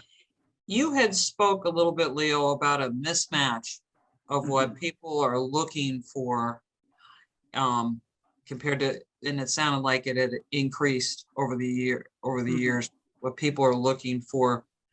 Do you see that leveling out? Why has that, has that happened? Is it because of the migration, different type of folks moving to the area and they're looking for a different type of thing? So we, I don't have strong studies that have been done to really show this. This is the hunch that I see looking at the type of jobs that are out there in demand. And if you look at in Michigan and as a matter of fact, throughout the nation, there are very few jobs that are in demand all the time. These are registered nurses, right? So if these people are always in demand in every area of the state and every place of the nation, they're going to be, in shortage. And the other thing is, these are not jobs that you can just wake up in the morning and just go in and work. They require a lot of training, right? So from the time they are in demand to the time actually the labor force is ready to offer those, it takes more time. And so it creates that shortage that is ongoing, right? So of course, Ron talked about all these other information that they get from surveys that we don't get because we don't do those kind of surveys. I'm pretty sure that there's also some of the factors of the pandemic that are creating shortages in other areas of the labor force. But as I look at the dashboard, those jobs tend to be there all the time. Okay.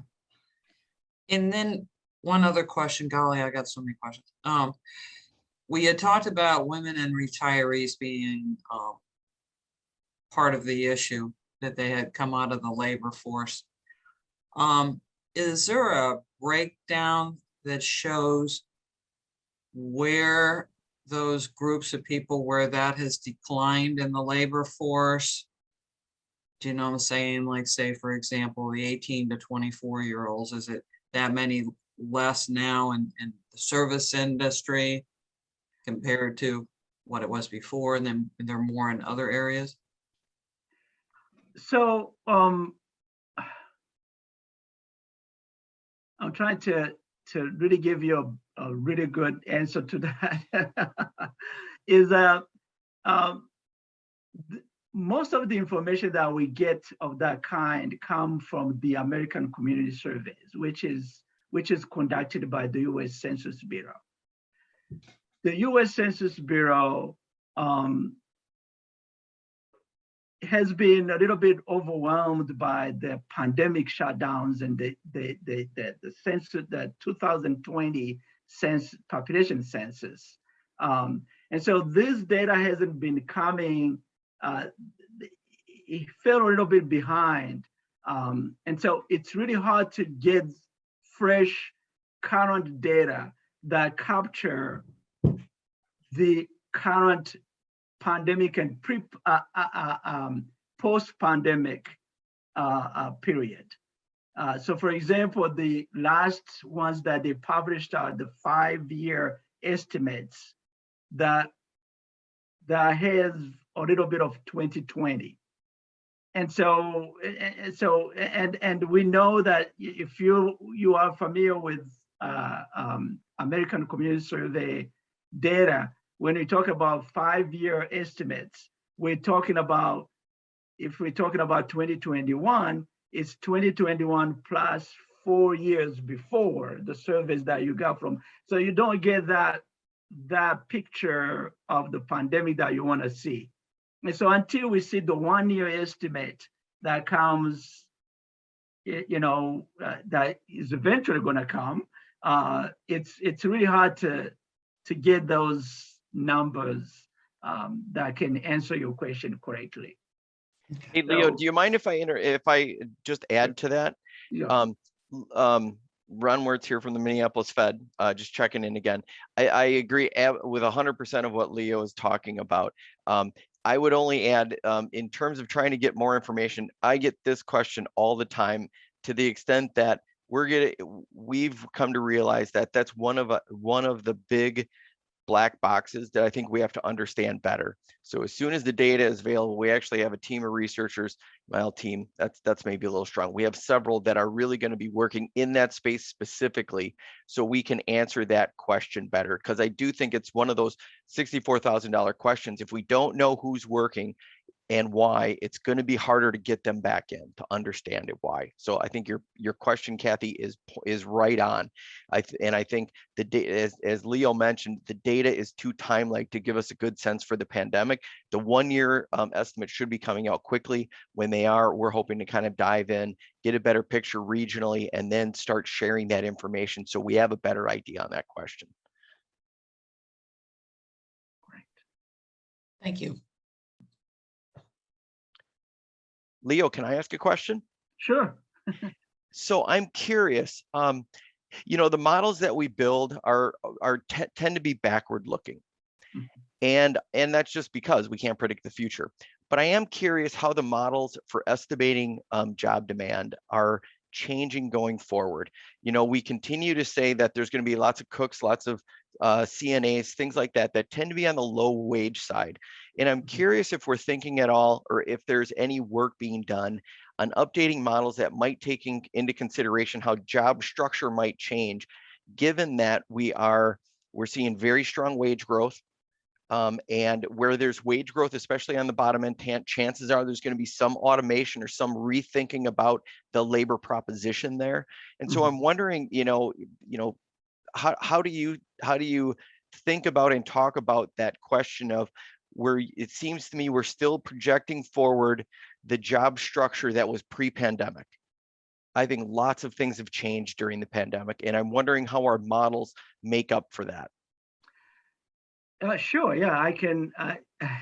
If I knew that you were going to ask that question, I would have brought my the person in my office that actually does projections, and it will give you a better detailed information on that. But I've done a little bit of that, so I can actually give you. And actually, I did talk to him before I came to present, because that was one of my questions. Because if you look at the projections that we have, they are 2018 to 2028. And so my question to him was, did you look at the impact of the pandemic? And yes, he did, right? So because we have all those payroll jobs that, even though we have the base year of 2018, we can adjust it to what is happening today. When we do the projections. And so, yes, he did look at the impact of the pandemic and adjust it to that to get this 2018 2028 projection. The other thing that has happened in the recent time is the Bureau of Labor Statistics realized that the workforce dynamic has changed. People are not just leaving the workforce to retire or to just get out of the workforce. It used to be just those are the only thing that we're looking at. People just leaving the workforce either to retire or just to other non-economic reasons, like taking care of a family, taking care of a relative, or that kind of stuff. But we realize that people actually change jobs without necessarily going off the labor force, and so they have changed their model to include that dynamic of the labor force, and that's why we see more annual job openings happening today. Because if you leave a job as a machinist to become a nurse, a registered nurse, you're leaving an opening right in manufacturing that need to be filled.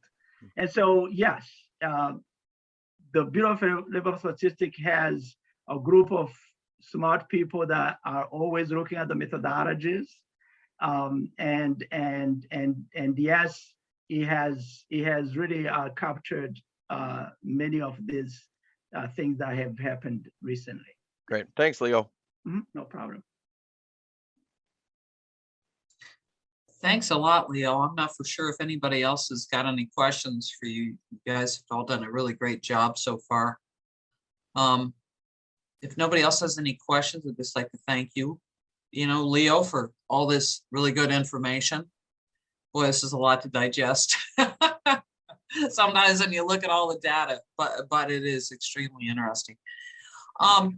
It looks like our next speaker is going to be Amy Berglund, right, from Invest UP. I know Marty is on the agenda, but we're going to have Amy with us today, and I think a lot of people know Amy. And you just let me know if when you go to put your PowerPoint if you've got any problems getting that up. Let me see here. I had it.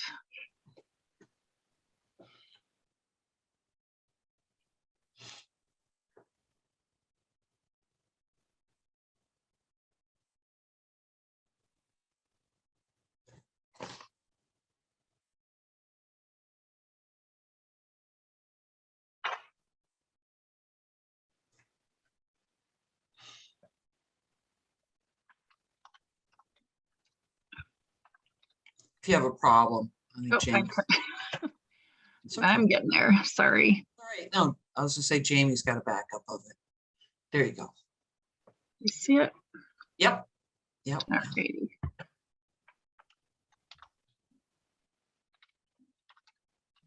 Alrighty. How's that? Perfect. Awesome. Awesome. Well, thank you all. And thank you, UPEDA, for the opportunity. I know you've heard a lot of data today in our previous presenters, and I'm going to have a little bit more for you. Some of it is a little bit repetitive, but we have, I think InvestUP has a little bit different way to look at it. And not only that, you know, we have found that this data is so important to really pinpoint what the issue is and where, you know, what steps we can take to find solutions and start preparing those next steps and what can we do from here. And we've already started, you know, initiating some of those projects and have a lot going on in the background. So I'll give you just kind of a quick idea of what we're doing, because I think I could fill the rest of the day with data and projects that we're working on. But I'll just give you a little bit of a flavor today. And I'll start with, you know, a little bit of background on InvestUP. We are a nonprofit economic development organization. We're covering all 15 counties of the Upper Peninsula. We are private sector led with the addition of Michigan Tech, NMU, and LSSU and Michigan Works with public sector members, and our members make up almost 8% of the workforce in the Upper Peninsula. Collectively, we do business in every county of the UP and represent 18 industry sectors. So we've got pretty sizable coverage across the UP. And so, like I mentioned, what I want to do is give you just a little bit of a flavor of some of the data that we have collected. The following slides are going to reflect what we have found and why our top #1 priority is to increase the UP population. You've heard a lot about that already today, but it's really important for us to understand that information. So I have some good news and bad news, and I'm going to start with some of the not so good news, I guess I'm going to call it. And we're going to start with the UP population. You've heard about this earlier today. This is what we found very, very concerning. We've been hearing for a number of years that the UP population has been declining, and it's trending down that way. And this is why our #1 priority is to increase the population, specifically by 1% by 2030. And then not only that, but to increase the population within the working age demographic by no less than 2% by 2030.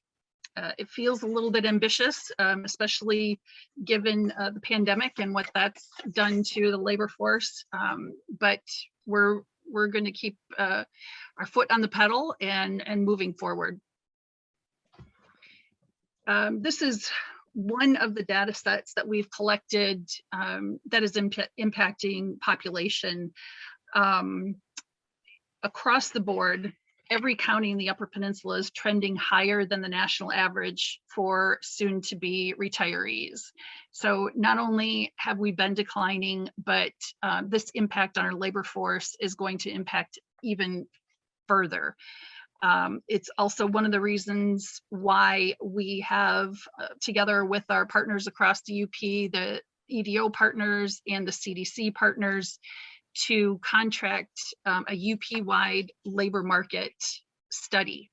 We're going to be diving into more data, but also on a county level, recognizing that each county is very different, one from the next, and their industry and partners and we really want to get a good picture of what the labor market is in the UP, try to get in front of those hard to reach folks who have left the labor force, and find out, what it's going to take to get them back, and try to re-engage them. So that study, actually this week, I think it's this week, our deadline, we issued an RFP for that work, and the deadline is coming up very soon. We hope to have that report out early in 23. So that's more information coming. I think as this was mentioned earlier, our UP death rates are surpassing our birth rates across the board in every county again. And this is probably the most stark data that we found, and the most concerning. And that's since 1970, we've lost about 45% of our K-12 population. And this alone in dollars and cents means that our UP school districts are losing over $100 million in foundation allowances every year. Just imagine what our schools would look like if we had those additional dollars. In addition to population decline, obviously, as what we've heard earlier today, there are a number of barriers that are impacting the labor force, not just numbers. And we're seeing that, this is a UP-wide childcare information. We've lost a number of licensed care facilities, and our average right now for the Upper Peninsula of children to childcare seats that are available is about 2.5 to 1. So we are desperately in need of more childcare opportunities. We also have seen very few new housing starts, and housing is probably one of the greatest barriers to growth in the UP. As this data reflects, we've had some pretty stagnant housing starts in the UP as far as new construction goes. And this, isn't just a UP problem. It's a problem across the state and outside of Michigan as well. Companies have had employment offers rescinded because talent was unable to find adequate housing. Companies are looking at becoming landlords, becoming developers to provide housing for their workers, because they just can't find adequate housing right now. And this is both rentals and single dwellings. And there are so many things that are impacting the housing market right now. It's high cost of materials. It's the lack of construction capacity. Our contractors are also dealing with these labor shortages. We have low housing turnover. People are living longer. They're staying in their homes longer. So we're not seeing that turnover. And also we have a lot of interest from outside of the UP into the UP, and folks are purchasing homes for short-term rentals. And so, and those are just a few things that I'll mention that are impacting the housing market. And it's really what has been probably the biggest impact on housing is that there's so many things impacting housing. So it's hard to identify one thing to really focus on to make it change. One thing that Invest UP has decided to do is we've put together a proposal for a UP regional fund, and advocating very strongly for that fund. Given that there are a number of statewide resources and incentives that are designed to drive development, housing development, but they're very challenging to implement and make use of in rural areas. And so what we proposed is to our legislative friends in Lansing, and Marty Fittante, our CEO, has been a tireless advocate for this fund for $50 million for the Upper Peninsula to deploy in the UP for transformational projects that are really going to impact and grow this housing stock that we have up here. We're really making a significant push moving forward, recognizing that the legislature is looking at what are probably the last of the ARPA funds and some opportunities for some significant funding. So more to come on that as well. So a little bit of good news. The people are still very attracted to the Upper Peninsula. And we're seeing that over the pandemic specifically. The most traffic that's ever crossed in a month in the Mackinac Bridge history. They saw 641,000 vehicles cross in July of last year. Pictured rocks. Kathy knows this specifically and personally. Visitation has increased 143% in the last decade. People are attracted to that natural, the natural environment up here. And in addition to that, the Ore to Shore bike race last year saw 2,600 registrants, and about 30% of those are coming from out of state. And representing 31 different states. So the UP message is getting out there and people are attracted to the Upper Peninsula. In addition to that, our universities are just doing a bang up job of attracting students to the Upper Peninsula. Many of them seeing larger freshman classes last year than they've seen in some time.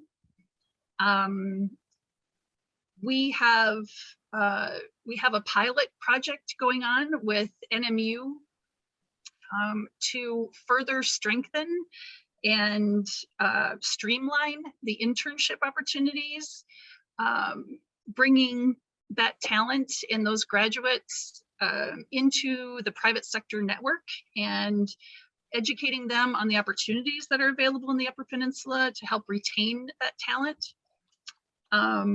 We have also, due to a lot of the anecdotal stories that we've heard over the last year of folks in their interest to the Upper Peninsula, and the way that the universities have been attracting students to the Upper Peninsula, we commissioned an in-migration study last year from Michigan Tech. And they used IRS data, they used census data, they used cell phone data, postal service data to find that overall, while the UP did see a significant increase in population overall, we overall didn't see as much of a decline as we had been trending. So long term, we're not sure exactly what that's going to mean for the Upper Peninsula, but we want to get out ahead of it and take advantage of this opportunity that we have in front of us to make some of these, the students coming up, the people that are interested, the tourists that are interested in the Upper Peninsula, to start planting the seed that, why not make this a more long-term solution? We have remote work opportunities. We have remote workers in the Upper Peninsula that are making this work. And we need to get out in front of this and make it a stronger connection there. And then also coming up, we are seeing more climate change refugees, which is a new term, I think, for some of us. And Popular Science recognized a little while back and acknowledged that Michigan is an attractive state, especially for climate refugees who are tired of the forest fires in California, the natural disaster events that are happening across the country. And we also know that folks are settling in the Upper Peninsula because of this. We have some personal anecdotes, and so we also want to capitalize on that attribute as well. And I think it's also good to note that our manufacturing base in the Upper Peninsula is still very strong, even throughout the pandemic. They do still need labor. Every single company we talk to needs labor, either to maintain or to grow. We have a number of companies who have been passing on new contracts, turning down new contracts because they can't, or they realize they're unable to grow their labor force to meet those obligations.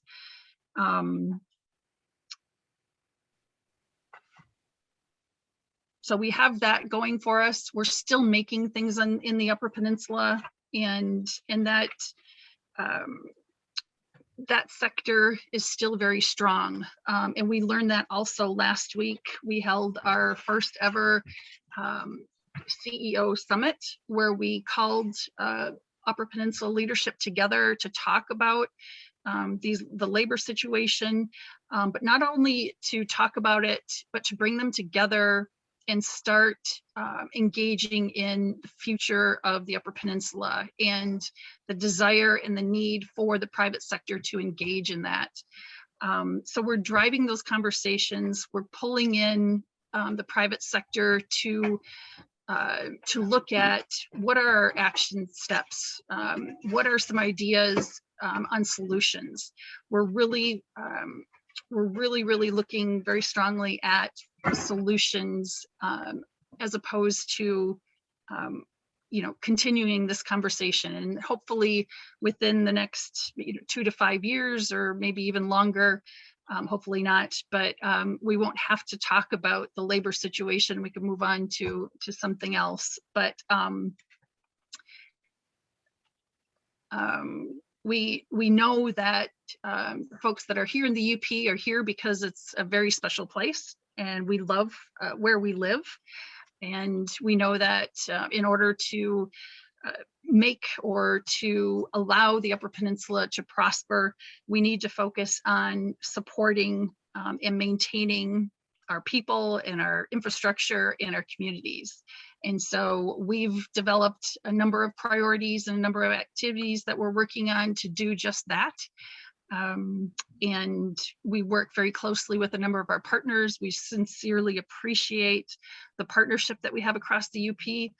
And I've said many times that our economic developers are one of a kind, each one of them, and are so important to the future of the Upper Peninsula. They work very, very hard. Not one of them is paid what they're worth, and they work very hard because they care about their communities, and we see that. And so partnership is very important to us and to the success of the Upper Peninsula. So we will continue that relationship and look forward to a positive and prosperous future in the Upper Peninsula. So thank you very much for your time and the opportunity. And if you have any questions, I would be happy to answer them. Does anybody have any questions for Amy or Invest UP or any of those type of things that are going on? Got one here in the chat. This is dating back to one of your slides about the data a few slides ago. Why is Michigan Tech's incoming freshman enrollment up so much? Is it due to a STEM focus? It's hard to say. There is probably an asterisk on just about any kind of data over this last year because of the nature of what happened throughout the pandemic and the shutdown. And it could possibly be an influx of folks who were delaying those decisions to go, on to higher education. It could possibly be that. It's really hard to say at this time. But, maybe after next fall, if we continue to see that increase, that we can look to other factors that are impacting it. So that's, sorry, it's kind of an answer, but not an answer. Thanks, Amy. Does anybody else have any questions or comments on any of Amy's presentation?